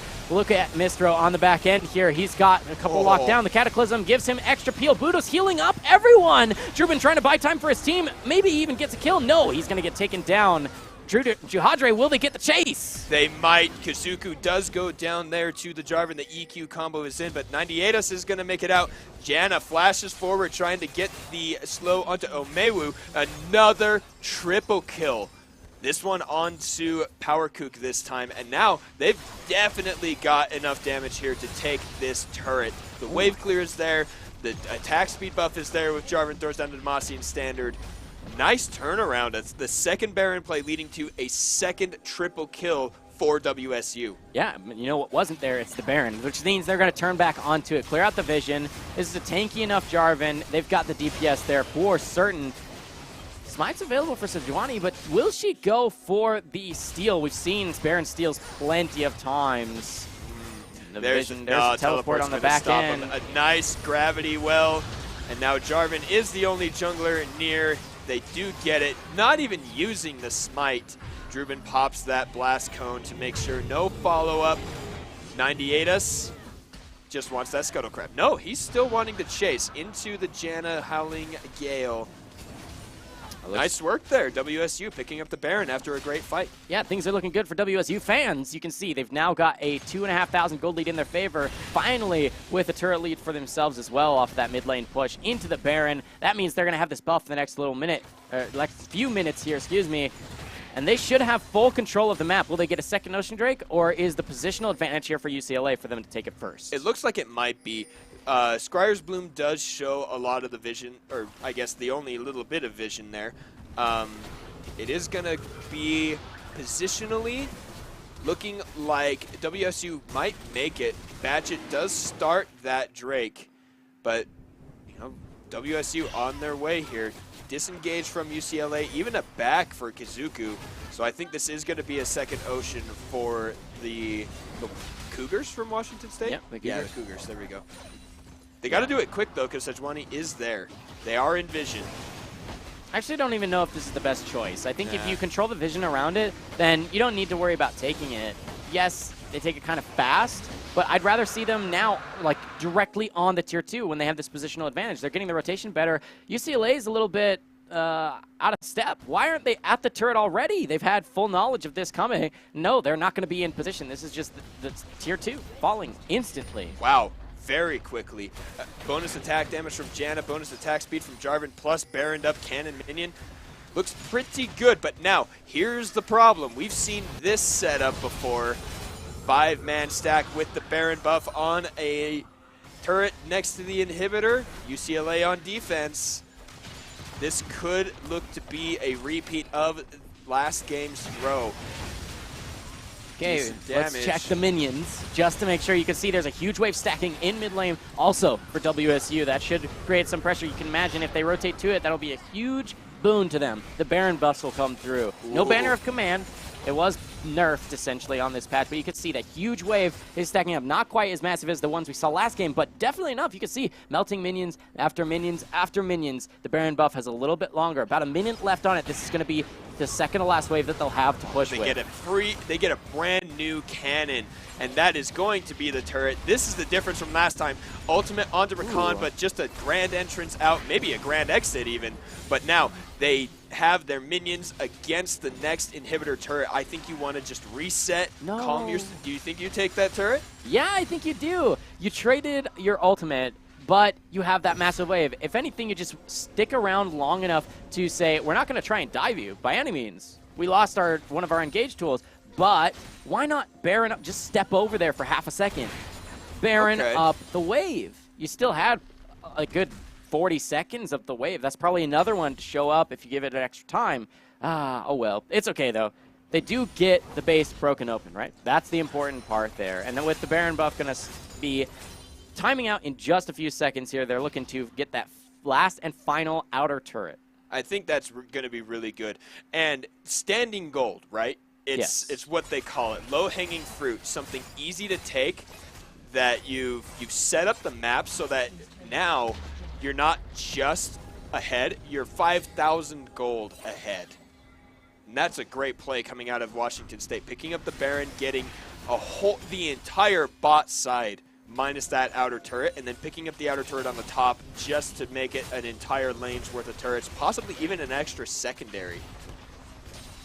Yeah, that's down. That's good. Yeah, there's just no defense. Even without the Baron buff, backdoor bonus is broken by those ranged minions. You can see Rebel Riven's trying to get a push started in the bottom lane, trying to buy time. You can't really push out against super minions, though, so he's just trying to buy time, keep it away from the base. And Matt tells you UCLA is looking for a fight now that they've pulled him up away from that wave. Definitely. I think now is the time. All the ultimates are back up, so that's unfortunate, but you've already lost that. There's no anything else on the map but good engage here. Root onto everything. Filthy Hippie was the biggest source of damage in the last fight, but now it looks like Rebel Riven, the ultimate from Drubin is massive, gets all of everything set up for Mistro. He pulls back the feathers and picks up the kill onto 98us, but now all the damage is down onto Drubin. Omewa picking that one up. It is a 4 for 3. Ooh, and that's going to maybe be a pick, too. One more auto attack will do it. Goes down, an ace for UCLA. Wow. And that right there is the turnaround we expected to see. UCLA looking to come back. They are not done yet. No, not done quite yet, but that looks really good for UCLA. They're able to even recall in time to defend their base. You can see the virus damage was real in that fight. The nice catch came through. Let's take a second look at that fight. So the engage is going to come over the wall here. 98 is right onto Filthy Hippie. Never mind, we're back to live. But let's... It froze for half a second. Oh, Look at that right back to you. But yes, what it's going to be is the catch. The catch onto Filthy Hippie. The carry, right? He's 8-3 on live. Coming into this fight, he'll be 8-2, right? So he's going to die instantly on the replay that we'll get for you if we can.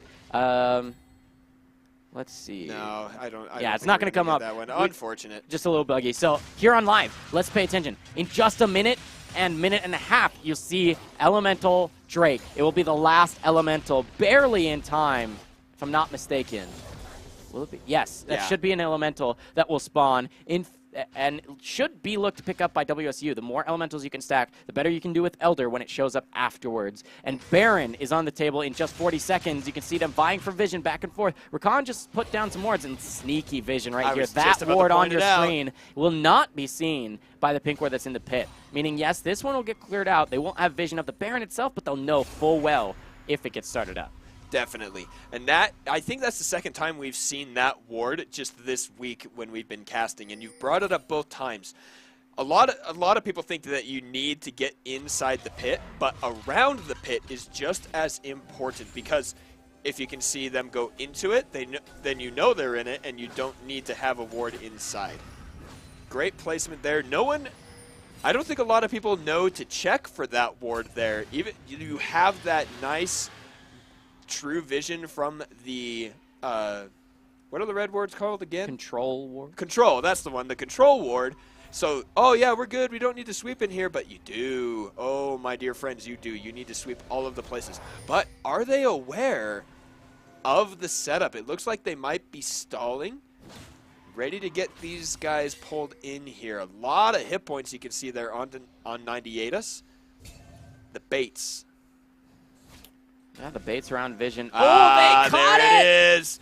Filthy Hippie pulls it out there and gets the vision clear. Now they have to answer. Red Inhibitor has respawned. That means Rebel Riven can join his team without the worry of the giant minion wave crashing into the base. In fact, it will start to push in their favor. Yes, it will. Because when these minions meet there on the bottom side, the full health wave from the base will be able to outfight the just barely damaged wave from WSU. Both objectives are alive. Both teams are here. Top laner is going to be duking it out in the mid side. I love the Baron dances. Yeah, it looks to be pretty well set up for WSU, but they're really scared to start it because they know that they could get melted by an engage if they already are taking so much damage from the Baron itself. They do have a really tanky front line that would take next to no damage from the Baron itself, and they do have the Ocean Dragon regen. So I think now is the best time to go for it. They are going to start up the Baron. No? Really? Yawn? Question mark? I just there did, we actually. go. Here it goes. Look at all that damage coming from the side. It's in full vision now. It is in vision. UCLA trying to get in there. 98us isn't done, but Jarvan jumps in and gets both carries on the backside. He's ready taking a nice ultimate from Drubin. The heal comes down here. Rebel Riven is in the backside. Powerkook is still barely alive. He does end up going down, but now so does Omewu. And now Batchet has to summon her heal. Filthy Hippie going to pick up that one. 2 triple kills here for the mid laners. 1 each. And what a fight. WSU picking up the advantage overall. And now going to have first dibs on the push here in the mid lane. Yeah, I think this should be a free inhibitor. They might look to reset and on their way take the dragon, but that was a close enough fight that you can't actually get much more off of it, but they should be able to get this no problem. Let's take a look at how that fight went while they're taking the base. I didn't even realize they picked up the Baron on that yes. on the backside. That's a really important part of this. So yeah, this is the engage. It's there from the Jarvan. He tries to lock down the backline to buy time, and that's going to be Xayah getting the kill credit on the Baron. Those crits came through. This is the massive fight. Nice redemption, barely the flash away. Saves Sejuani a little bit more time. Look at her health bar, so close. Powerkook on this. Jarvan gets low as well. And now you're going to see The grand entrance into quickness, re-engage, looked to hit multiple members, but the damage threat was gone, right? You already lost your AD carry. Shindero has to live for longer in those fights if they're going to turn it around like they did near their base earlier. Another really big thing to point out in that it's just where Malphite ulted. We talked about it. It's not just press R, win game. He walked past 2 members of UCLA to make sure he hit the guys inside the Cataclysm. Keep them crowd controlled while your carriers are dealing with those tanks on the backside. They end up killing Rebel Riven in the back.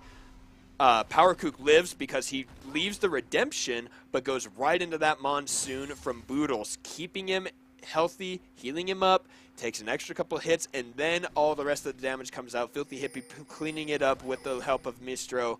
Fantastic fight there for WSU, and they get the Baron to boot. They are up there on the top side with the buff, looking to take yet another turret. Yeah, Filthy Hippie is so strong right now. You can see he went from Lich Bane now. So with his trade out, he's going to have bonus damage on his auto attack. He could probably one-shot anyone who's not the top or jungle, right? Like bottom lane or mid. This is the second canyon. They're going to be shoving into the base. Look at the damage that comes through. Oh I was hoping to gosh. see a Lich Bane proc, but it didn't That would actually have been show good. up. But now they can just rotate mid. Their wave is already at the turret. This is going to be great for WSU fans. Yes, very good indeed. And they look to probably dive here. I don't see why you wouldn't. You can wait a little bit and hope that these waves crash on the side waves. Just like last game. Yep. It'll take a lot longer, though. I think you're strong enough right now, though, that if you can get an instant engage, because you have the front-end burst that can come through from your Victor, if you can catch Shinderu specifically with your Malphite ultimate into a comboed knockup from Jarvan, Cataclysm, I think that goes well. But speaking of the pick, Hippie is the one hit with the ultimate. Redemption down instantly. Look at all this damage. The health bars of UCLA are gone. Kizuku is the last one alive. He gets ulted by Jarvan and makes it out in single-digit hit points. But that is going to be the game because Rakan cannot stave off a 5-man wave with the Super Minions. We are going to Game 3, Superman. Yeah, we are, Juhadre. We're going to Game 3. That was an amazing team fight there from WSU. Let's take a quick look at the replay as the Nexus explodes. What it was, Juhadre, was the try to catch Filthy Hippie. He's the main member, right? He's the huge guy. But yeah, you can catch me. I'm fine. I'll just get a huge shield and mitigate the damage while my team bursts your entire front line and back line down with this. Look, it's a nice pick from the Sejuani, but nobody could follow it up because when they step forward, watch what happens. The immediate turnaround. The redemption timing was perfect from this Janna, and then the knockup into Cataclysm on everyone. This is just insane. That Chaos Storm just shredding through everyone. And Filthy Hippie is full health right here near the turret. And he was the one who gets caught by Sejuani, and they're just going to push the end off of that. Man, what a great fight. That's just so great. Man, I'm excited for Game 3 because these teams are not breathing, right? They are not taking a breath or a break of any sort in these fights, in between fights even. They're playing clean and patient, and then they just go full combo on each other. It's exciting to see these explosive fights. They're not these long, drawn-out fights, long, drawn-out games, mind you. Yes, but yes. explosive fights when they do happen. There were 47 deaths in that game. Oh my gosh, I wasn't even paying that close attention to the kill numbers. I was waiting for that's the plays more than to one happen. every minute. Oh gosh, well, congratulations there Yep. to Washington State for taking us into a Game 3, for which I am pretty stoked. Yeah, it should be an explosive one. Hopefully, you get to decide here as a fan for your teams, like, what do you think they have to do to trade up? We'll talk more when we get into the draft for the third game after a short break. Hit us up in that Twitch chat. Hashtag UCLA win. Hashtag WSU win. Coming into Game 3 after a short break. We'll be right back after this.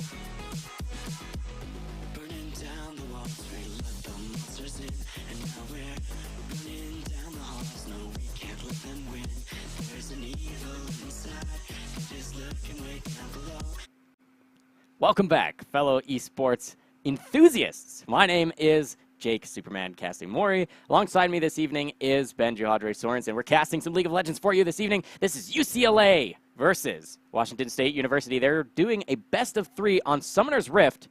We're now into Game 3. This will be draft on your screen as soon as we can. We'll get that started out of lobby in just a moment. We had 2 really explosive back and forth games. Yeah. First one ended by minions. Oh my By gosh, surprise, that's it would right. seem. Yeah, everyone. And then the second one was just explosive back and forth fights near Baron, ended up finally opening up, and Washington State brought out the win.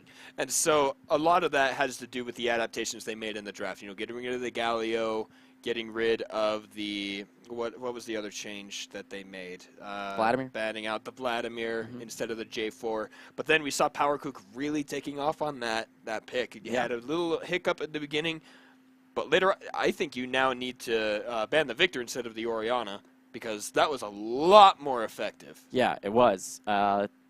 Geez, Filthy Hippie there on the Victor, doing work in that game. He got, what, 2 triples for himself? At least 2. At least 2. And then, of course, more different like kills, right? If not multi-kills to boot. So we've got Champion Select ready for you. Here it is on your screen. Again, this is UCLA versus Washington State.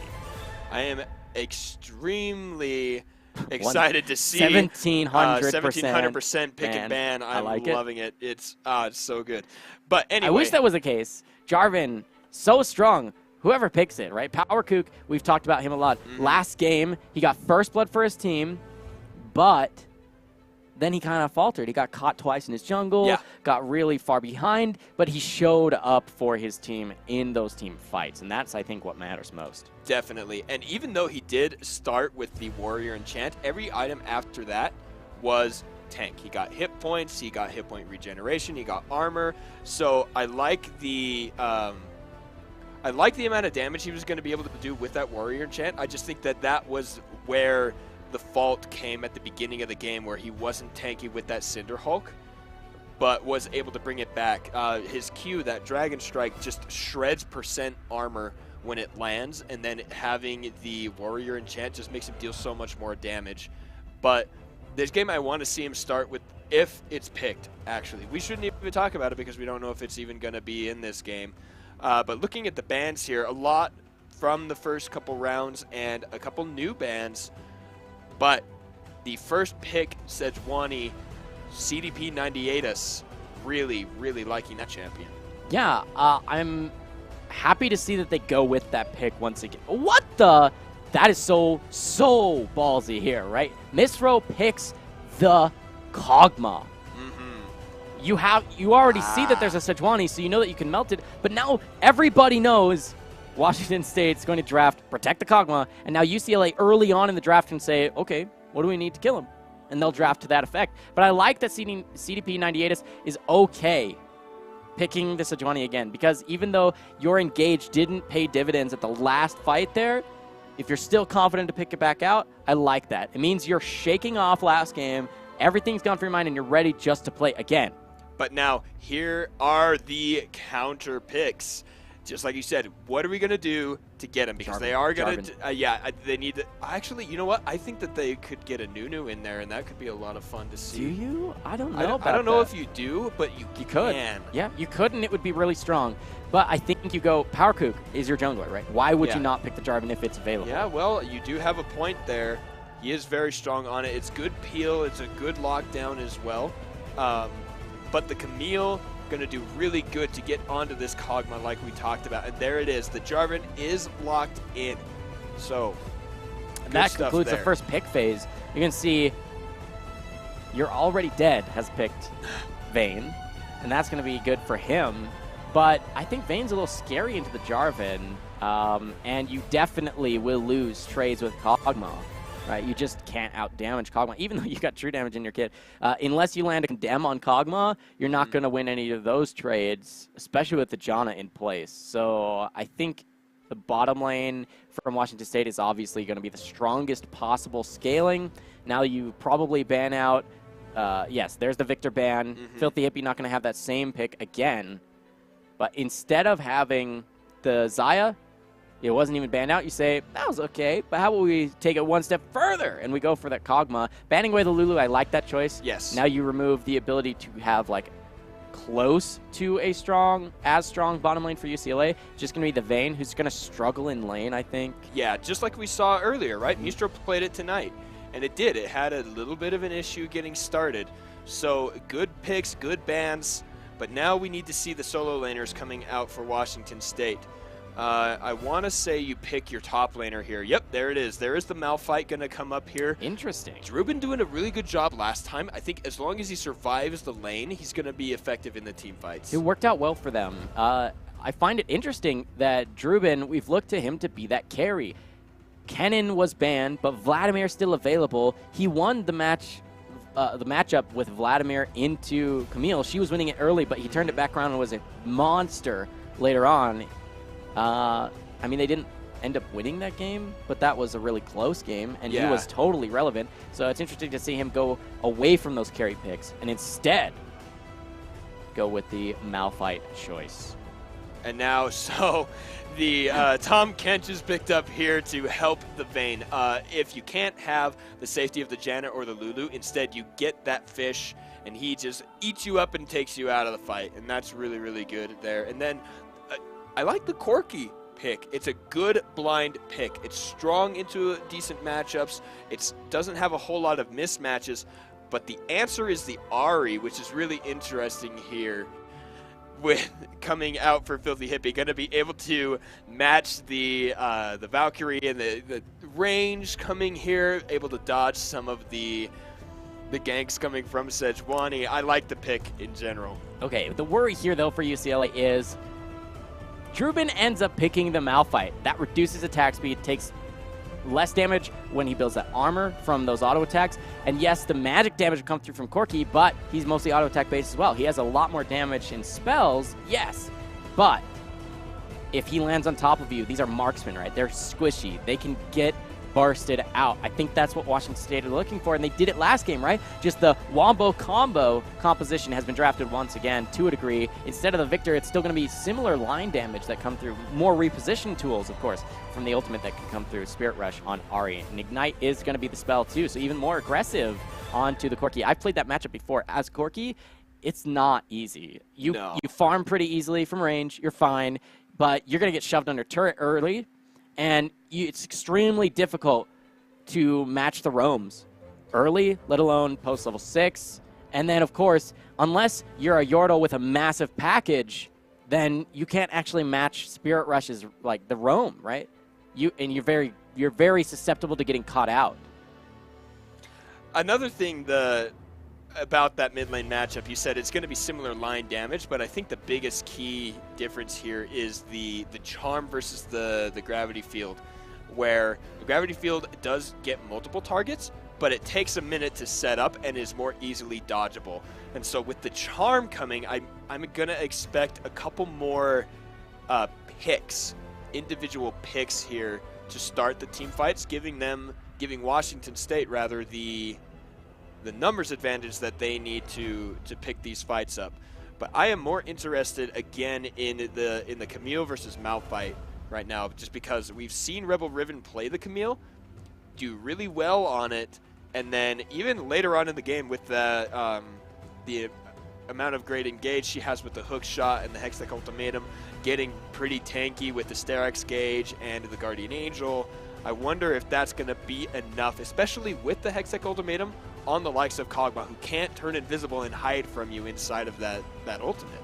Yeah, I actually really like the composition here from Washington State. They drafted pretty much similar to last game. Backline carry, you've got Peel, you're totally fine, and you've got the Wombo combo engage that can come through. I mean, once you have consider this, right? You've got Malphite ultimate, Jarvan ultimate, then you got Mistro here on Kog'Maw, 3 items, Runon's Hurricane. He melts anyone who is in Cataclysm. Yeah. Anyone and everyone, right? It doesn't matter if you tank, squishy, nothing. You are done if you're caught there. So I do like the last pick of the Kog'Maw,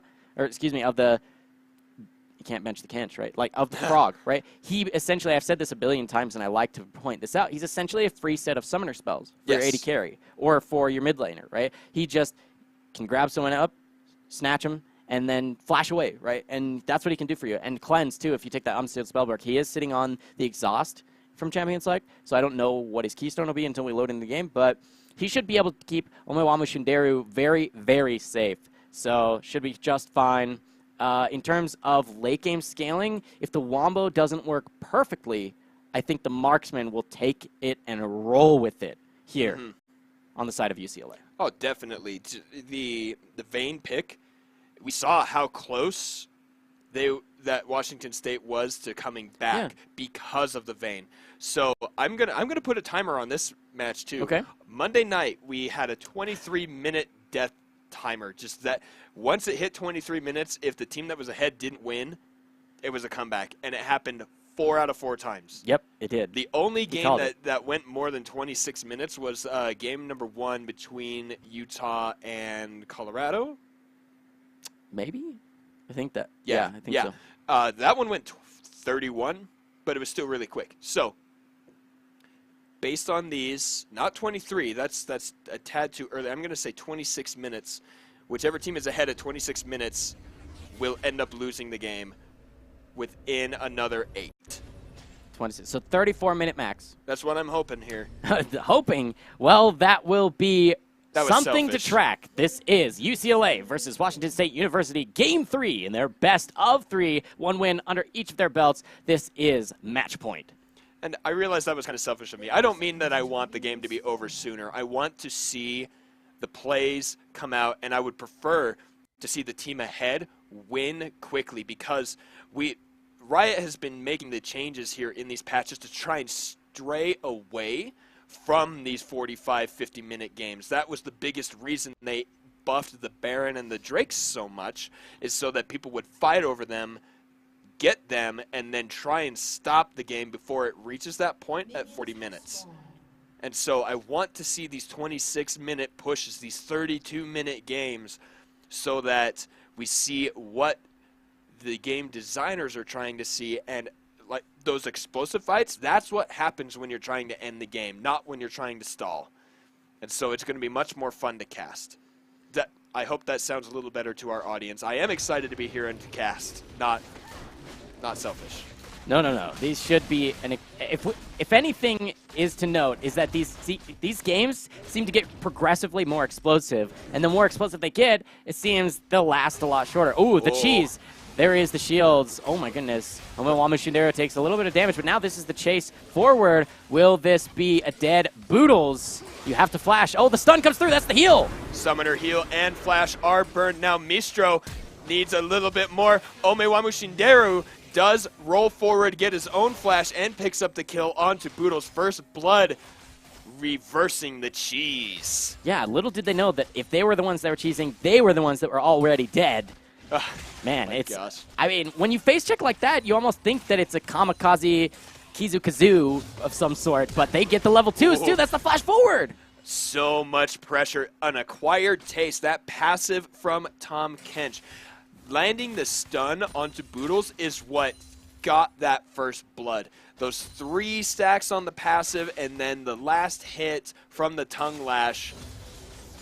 Massive fight here. Omewa dealing a lot of damage as well. But Power Kook is here. He's level 3. He's got the red buff. No flashes are available. He's going to almost get the knockup, but he flashes sideways onto the target that they needed to kill. Kizuku is the last one. Summoner heal burned. Perfect disengage and gank reduction.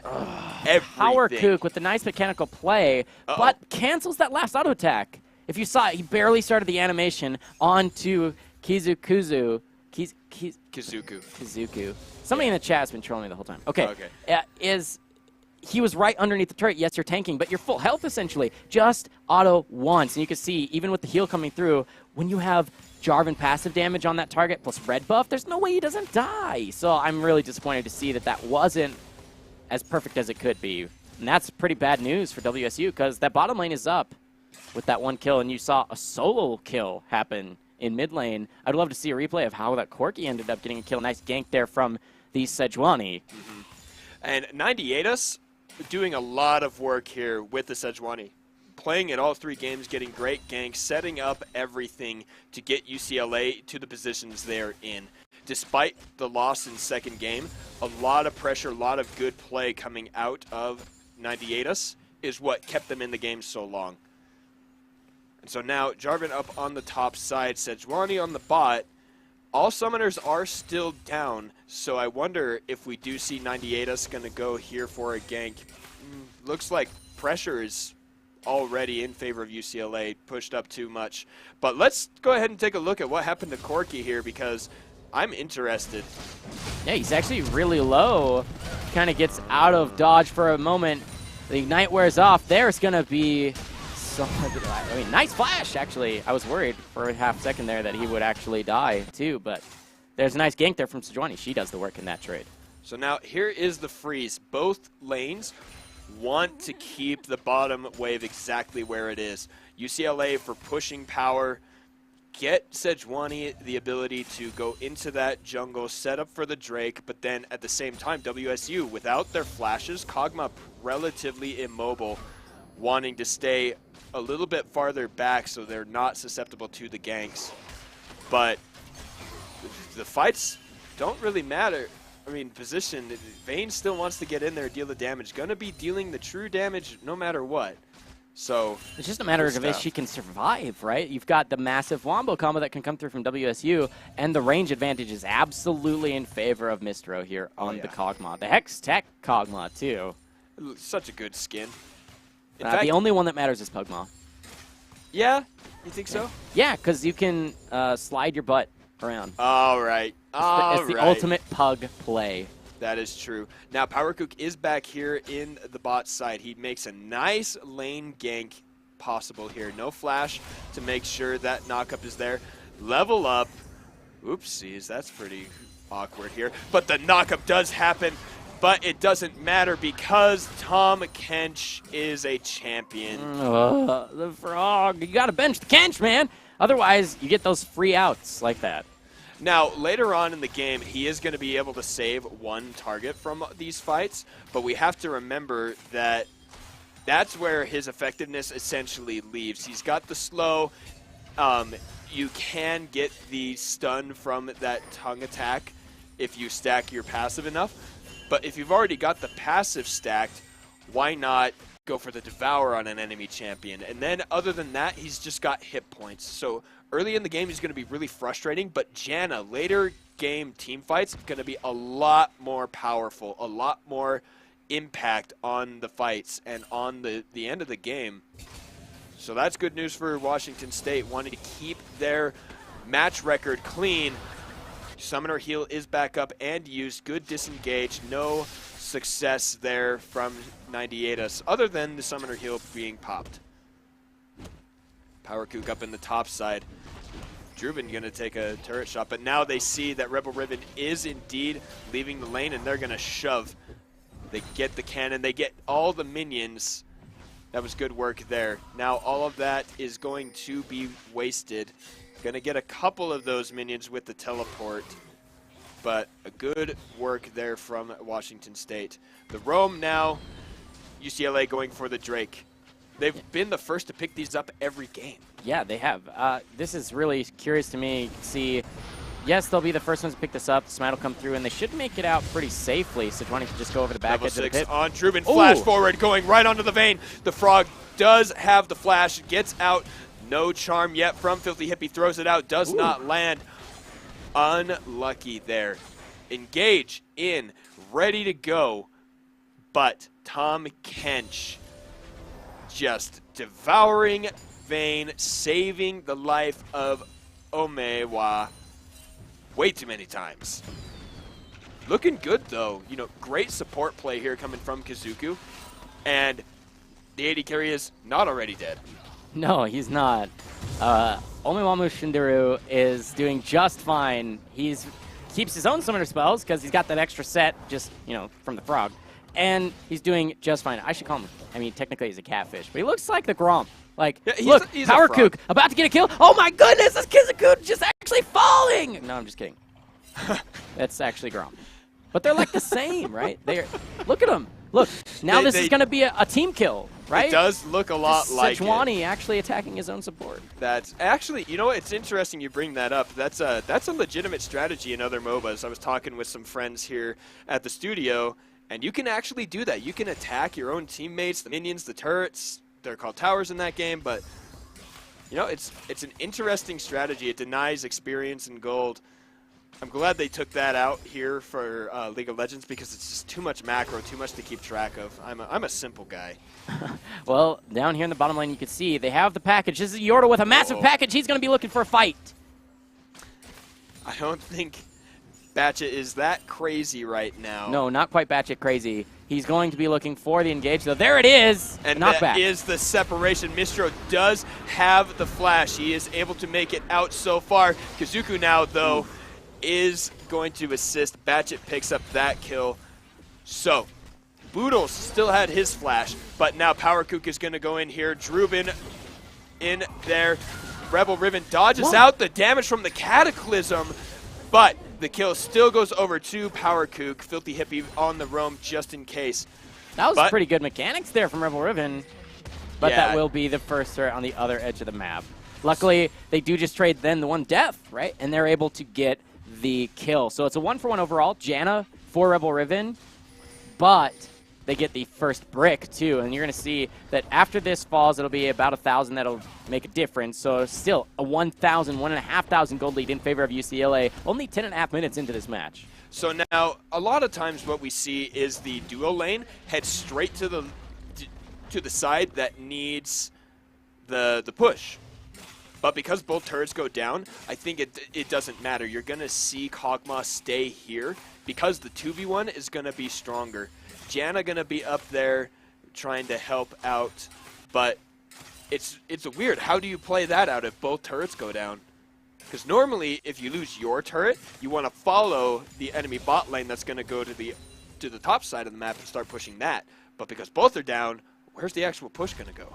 It just depends on where you think your lane assignments can be, what you think is safest. For the Kog'Maw, you probably want him mid now, and you put someone else in the long lane. Maybe even Ahri, because you think she might be safer. Whoever you think can actually match who they put in the bottom lane, and that's going to be the Camille. So you should see Malphite. He is walking down, doing just fine. Should be able to match that in the long lane. He's a safe pick to do there.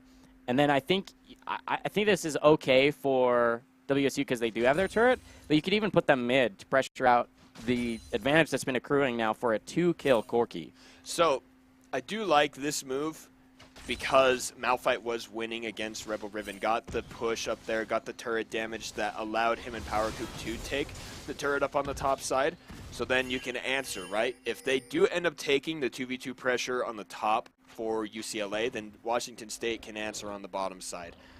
So that's pretty decent, but I agree with you. The Kog'Maw versus the Corki, I think that would be a little bit better of an idea. Much better escapability from Filthy Hippie. Yeah. But assignments have been made. Good vision set up all around the top side of the river there. A roam from Filthy Hippie, maybe also just to get vision because they do not go down in the bottom side to try and gank Camille. But you know, Filthy Hippie doing pretty well for looking himself for a dive Ahri. on mid, maybe, though. You can see Drubin playing up to that bottom side. He got a decent push. With Jarvan? Jarvan's there as well, but he's preoccupied, right? All right. You can't inhibit, excuse me. Inhibit the ribbit? Yes. You got to bench the Kench. Oh, here we go. Rebel Riven now in the fight with Drubin. The true damage coming out of the second part of that precision protocol. There's the ultimate unstoppable force onto Rebel Riven. He hooks shots away, but now the E with the Comet. The Q is going to come out. No healing going to come, and Drubin gets the solo kill with Malphite against a Camille? Superman, what's just happened? I mean, it's armor stacking, right? Like, what are you going to do? Okay, you have true damage once every 10 seconds or something for a little bit of my health, but I've got health. I've got a little bit of damage from my, well, you get damage from the armor, you get damage from Bammies, you get damage from your Dorans, more armor. Like, why not? You just melt him down. He already used his combo and didn't really do anything to you, so just take him right out, man. Do it. Missing the back half of the sweeping strike is what I think really ended that. You get healing if the outer range. So when you cast the sweeping strike, there are 2 layers to it, the one closer to you and the wider one on the outside. If the outside hits, it deals bonus damage. There might be a steal here. 900. Jump in. Red team does pick it up. Power Kook able to make that happen. Cataclysm onto 98us, but the flash over the wall. Not quite enough damage. I guess they're just going to take the dragon, back off. That's a pretty good one for them, though. You can see the pressure. Yeah, the pressure here is on mid. Ari forced to go the long way around. Yeah, but I think that they're here in time. Mistro and Boodles are here as well, ready to clear this wave. And with that Infernal Drake, they're going to be dealing a lot more damage. That percent scaling, we just saw Drubin deal a ton. Able to burst down Rebel Riven, not burst, sorry, that's the wrong word, but able to take down Rebel Riven.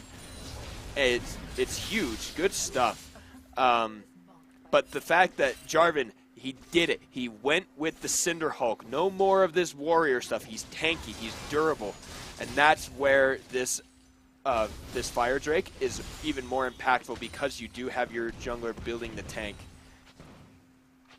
I like that better choice than the warrior, right? The warrior just isn't okay. It's not going to do what you need for your team. And when you're looking for the wombo combo, all you're hoping is that you lock them down, right? And that you can keep them locked down. You can't do that if you're just full-on squishy. You could hope for it kind of I want to say it's not putting all your eggs into the one basket, because yes, you're looking for the combo, but you don't want to hard lose a fight if you miss all the combo, right? And that would be the full damage Jarvan. Yeah, you'd absolutely delete people on the front end, but if you don't, if somehow they live, speaking of which, you've got not a living Kench here once again. Oh, rip. Then you have a big problem if you can't delete them on the front end of a fight, which you mitigate that by building tank instead of damage. Yes, the Cinder Hulk is nerfed, so there's some analysis to be done as to whether or not it's worth it to play tank Jarvan, because you can't even like get the late game damage from, say, Tiamat into the Titanic Hydra. Yep. So I'm not quite certain what the best build is. This is literally first day patch 8.5. That's what they're playing on here live. So not quite sure. Badget missing the big one, but getting 2 rockets off onto Filthy Hippie. Yeah, he's got that finished Triforce already. He does, and the Hex Drinker is really important. And speaking of the big one, he didn't use his package last time, and so he has to make sure that he's saving that massive cooldown on the massive package for when it will actually matter. Actually matter is actually really important. He did end up getting the kill down on the bot side when he got the first package cast, and it worked out really well. But you're right. When you, with a champion like Corki, when you've got something so unique to that champion as the special delivery, you know, you've got to make sure it's effective. You've got to get it in the right spot and make sure that everything works out. The vision is pretty interesting here. There's not a lot of rhyme or reason to both these teams, whereas UCLA is trying to control the river, but they haven't controlled the pit. And then WSU is controlling their own jungle, but they don't have anything there to be stolen. Like, they should be, I mean, unless they're pressing that vision or looking for a gank, which may be the case with the Jarvan play on topside. Actually, this could be amazing because Sejuani's kind of losing. She's trying to get that vision, but Jarvan's already shown up. So there it is. Burning the flash from Tom Kench and getting condemned. An ultimate for a flash is worth it every time. We've said it on the stream a couple times that that's the case. Teleports are available for both of these top laners. 5v5 not going to happen. Power Kook is going to back off here. I love that Dark Star Jarvan skin. Look at that. Just pulled cool. Right. It overcoming the Dark Hand, pulling him through the black hole, and instead coming out victorious. I like it. That looked really good. That back animation was sick. But now, where are our advantages aside from kills? We see even CS in the top sides, relatively even in the mid. It's the bot and the jungle looking like. The, what is that, 30 CS up for Sejuani? Yeah. I like that the pressure is here from Drubin. We talked about how he's normally that carry player, but he seems to be doing pretty well creating pressure. He's down in CS, but he's made up that gold with the kill and assist that he has, and he's able to actually pressure away Rebel Ribbon, and by doing so, can do what you just saw him do there. Roam in to mid lane and pressure out this Corki. He has to play relatively scared, right? He can't play as aggressively as he's hoping to. All right, we are coming up here onto the 20-minute mark, 19 minutes now. Gold is 2,000 in favor of UCLA. The big purple worm going to be spawning here in 45 seconds, 50 seconds on the next Drake. Looks like everyone is planning to do a reset other than Omewa because that wave is right there. Easy pickings. Drubin going to shove underneath the turret, but it looks like an engage here. Rebel Ribbon still not getting the back half of the sweeping to get the healing and all of that, and the bonus damage even. Yeah, and look at these top laners. They have so many components to their items, and you know that there's going to be an explosive fight pretty soon. You can see 20 seconds to the Dragon, 20 seconds towards the Baron, and that means they're fighting over something. Ooh, Janna might be getting caught. Janna does get hit with an ultimate, has to flash out, but now the charm onto Batchet. Yeah, that is a lot of damage. You can see, oh, the package is still available, and there's a lot of ultimates still. I didn't quite notice, and the visual bug gives me a hard time knowing if I'm to be certain about this. I heard Sejuani's. Yeah, I'm pretty sure Sejuani ultimate was used to try and catch a Janna, so that's not available for a turn here. But this is an Infernal. The teleport is coming through. Infernal Dragon does go over to UCLA, but now the fight is here. A nice Monsoon to disengage, but Batchet does use the package. There is the Hextech ultimatum onto Mistro on the Kog'Maw. He flashes away, trying to kite. Drubin is needing to run away. Filthy Hippie as well. Not enough damage to kill Batchet on the backside with the Acathian Surprise. Everything that fight in favor of UCLA. That was a pretty good fight for WSU for the first little bit there, but it gets kind of turned around, right? They catch out those marksmen, particularly getting down onto Corki, but he's got that exit tool, right? He uses the package, gets out safely, and then it's the re-engage that came through. You saw Camille jump onto Mistro. Let's take a look at that fight once again. Just as the Dragon falls, then that fight will break out. So let's take a look at that fight. The replay here on your screen, you can see the teleport gets channeled. That's going to be the Malphite coming through. He holds his ult for a really long time. The main reason being that he isn't actually uninterruptible despite the name, the Unstoppable Force. And look, he still hasn't used it here. There it is to try and help save Mistro, but it doesn't end up really doing anything. They end up killing Sejuani and Camille on the backside, but that means that Malphite's ultimate did nothing but knock them up. Yeah, he was trying to peel for the Kog'Maw, but honestly, you have to take these fights together and know that Kog'Maw is your main source of damage, and that if he gets caught, you're going to lose the fight, and that's exactly what happened. And I actually am wrong there. The ultimate did help secure the kill onto Camille because she was the one jumping on the Kog'Maw. I just, realized that. But the fight, pretty even.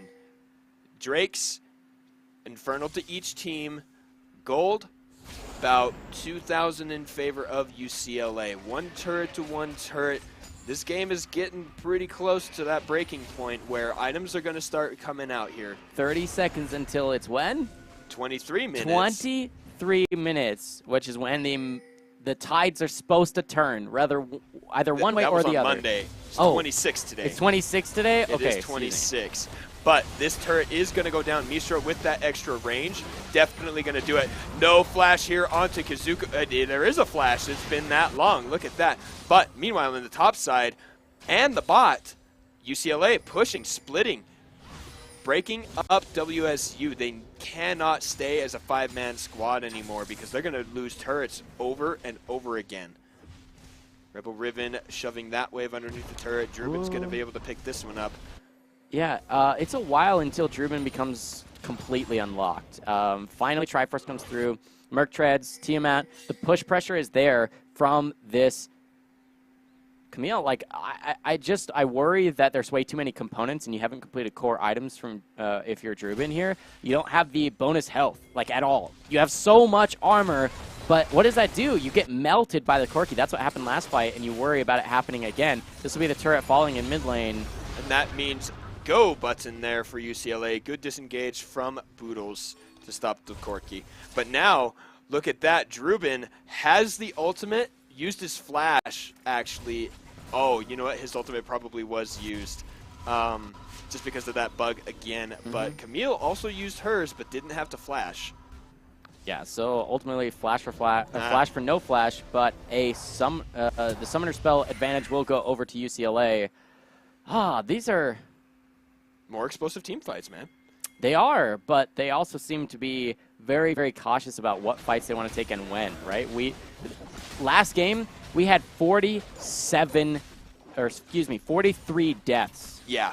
Right? Huge in number. Just about 40 minutes, where in this game, we're way past the halfway mark, but barely a quarter of those deaths, right? So either things accelerate very quickly from here, or this is a very, very slow-going game.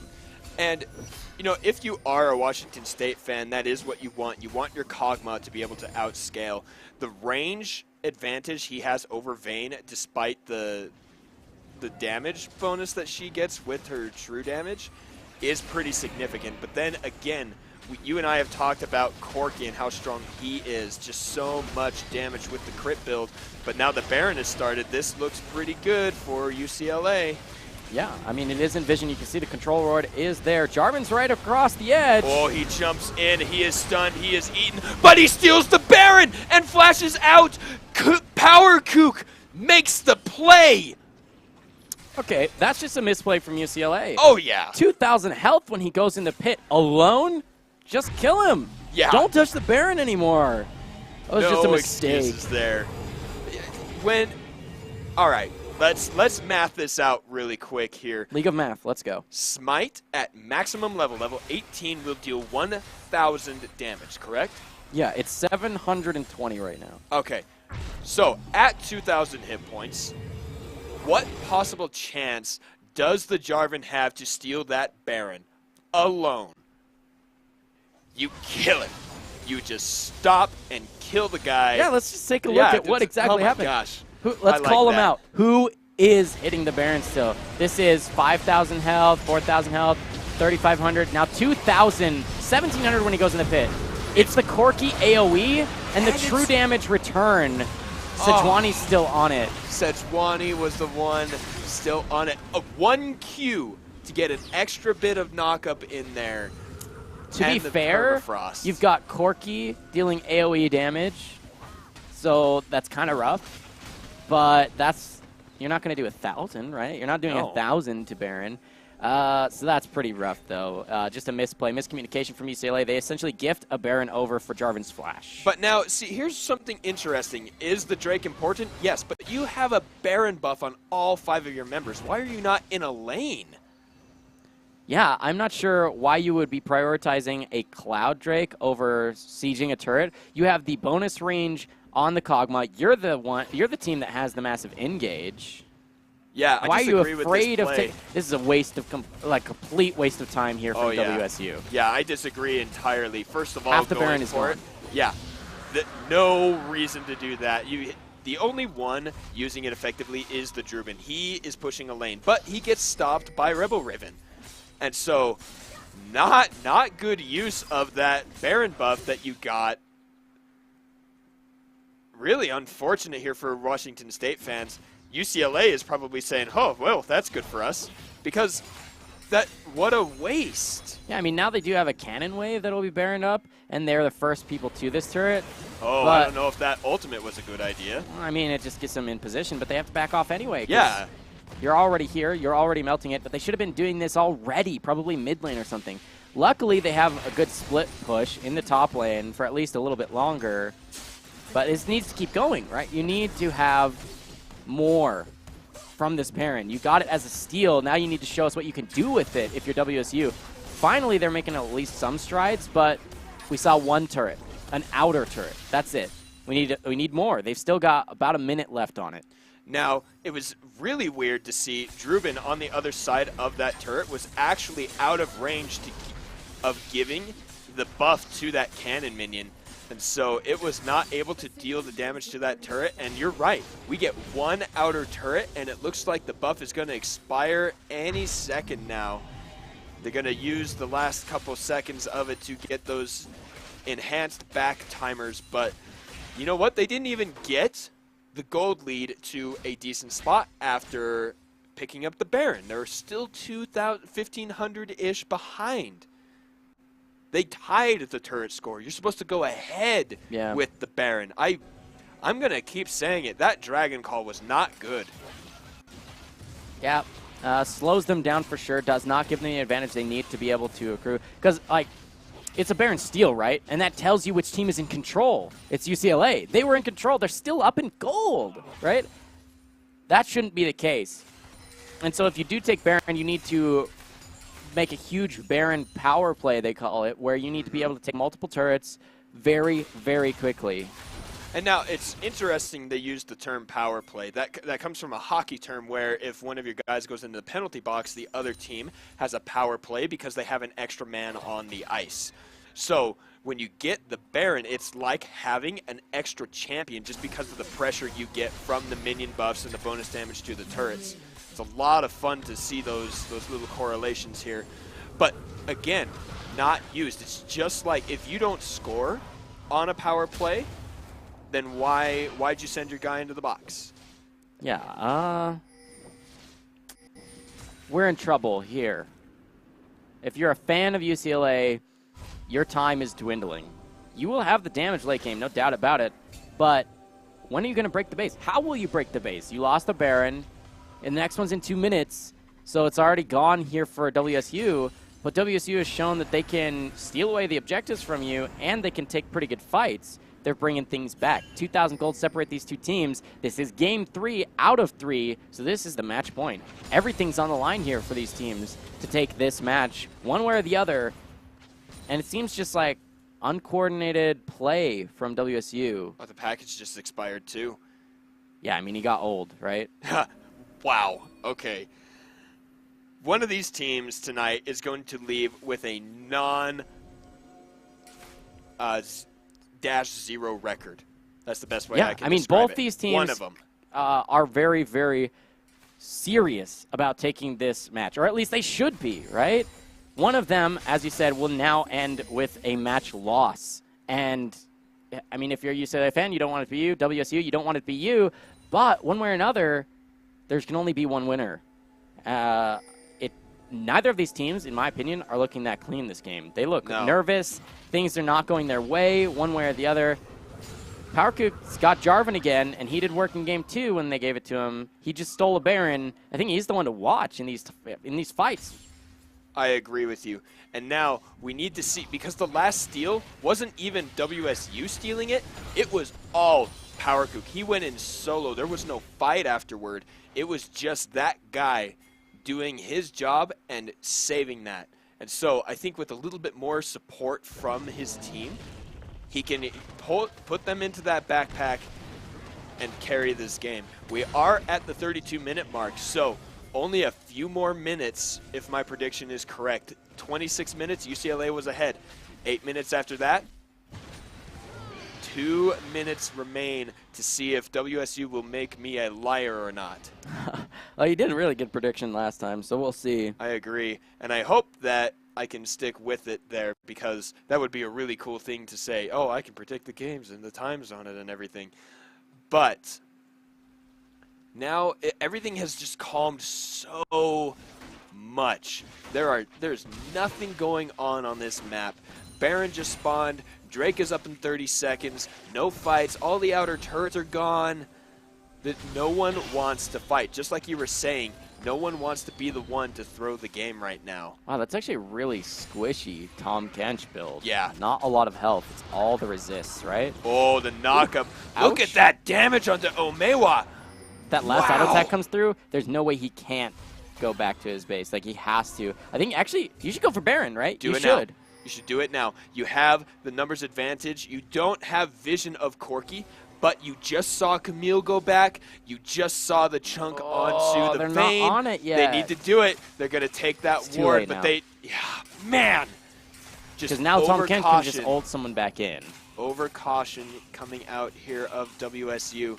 That was the moment. If they prioritize the Ocean Drake instead of that Baron, I'm going to be upset. Superman, I'm upset. Look Same. at these guys. Same. But the macro here for WSU is not. No, it's not working It's at not all. there at all. Like, they're just taking whatever they think they can at random points. You can see the massive area of effect from Gauntlet is huge, but like, okay, so use it. Take some fights. You're this massive wombo combo frontline heavy team, so Open the use fight. it. Start the fights, catch the people you need to.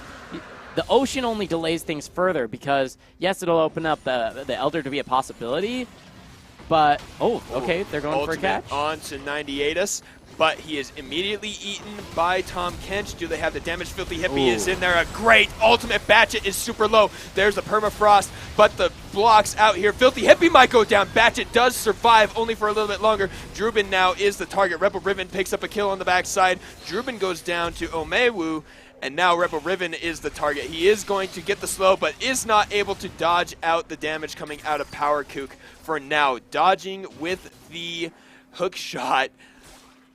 3 for 2 in favor of UCLA. Now Man. we're at 35 minutes. I'm a liar. And that feels bad, man.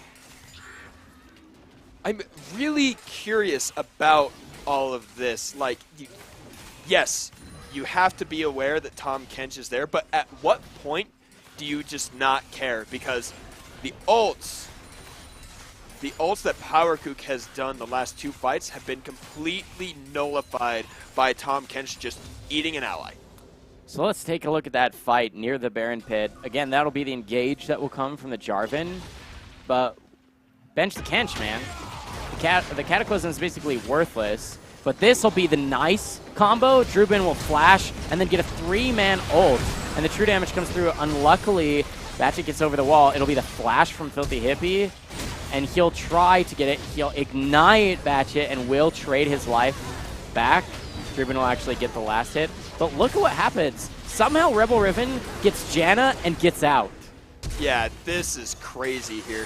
Which The hook means shot. overall, because of his escape here, then that's actually in favor of UCLA. Speaking of in favor of UCLA. And a perfect ultimate from Sejuani. 98us.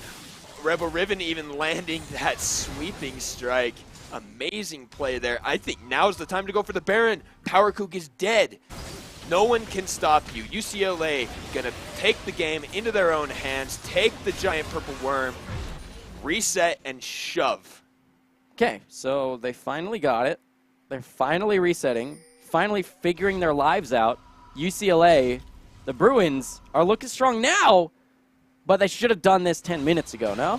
I They agree. should have been able to do this. They had the vision set up. It was the back and forth, waiting it out, playing way too passively. There's just no macro that came from WSU to answer and punish UCLA's timidness in their play.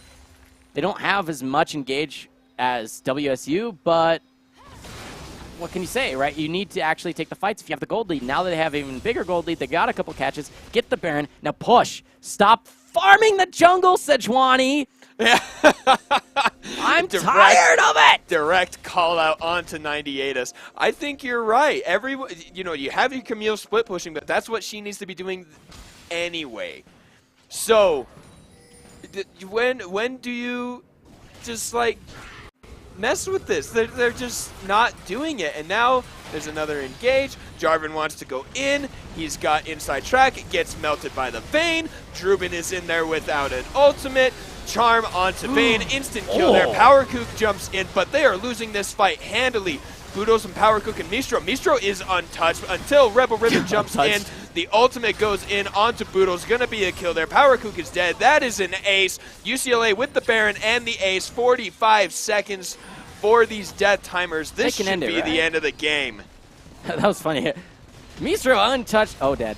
Yeah, Rebel Riven jumping in right at the last second, on that hook shot, getting the kill, and then immediately Hextech Ultimatum down onto Boodles. They have this wave. They have the damage. UCLA, the Bruins outdo the Cougars, and a game number 3 closing in less than 40 minutes. Congratulations, UCLA, going undefeated match score in their second showing in the PACG. Yeah, they finally bring it through. That'll be the 2-1 finally for UCLA. Man, seems you can end the game and take a Nexus if you're not farming Wolves.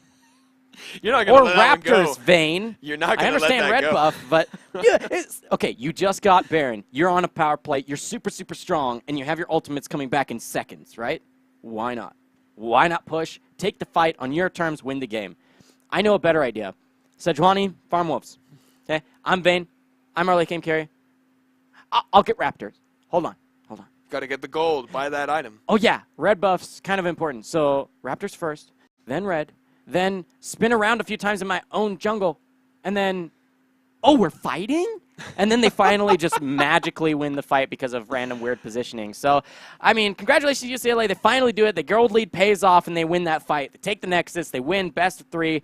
2-1 in their favor, but messy games here. Definitely messy. And, you know, not good looking there for Washington State, who were contending to be the possibly second place team here in the whole league of the Pacific Alliance here. Yeah, and they would have gone to 3-0 in match score. Now they're just going to be the 2-1 with 2-0 now for UCLA on their second ever showing. Speaking of that, why don't we pull up that graphic and see that scored, even though you just announced it. There it is, UCLA 2-0. Only 2 matches on the stream. Washington State 2-1. Good news for UCLA. Going to go into this with, you know, lighter hearts, relief, and maybe going to give us a better showing here representing the north region of our tournament. Yeah, I mean, a really good showing from these teams, trying to figure their lives out, as I said. Yeah. Finally ended up doing so. That's going to do it for us. We hope that you enjoyed our League of Legends broadcast from the Pacific Alliance of Collegiate Gamers. Once again, my name is Jake at Superman Casting, or you can follow me by that handle, Twitter, Twitch, Facebook, everything in the world, supermancasting.com. I am Ben Juhadre Sorensen. Juhadre is searchable pretty much anywhere. Talk to me. Yeah, we'd love to have you join us again tomorrow, Thursday, here on the PACG. It's going to be that Hearthstone. We'd love to have you join us for that as well. Rocket League on Fridays, and then have a good weekend. We'll see you on Monday for more League of Legends action. Pacific Alliance of Collegiate Gamers returns tomorrow. Again, that'll be 6 p.m. PST if you're on that West Coast, or local time is going to be 7 p.m. MST for our next broadcast. Thursday, Hearthstone. Friday, Rocket League. Monday, back again with us for more League of Legends. We'll see you then. Have a good weekend. See ya.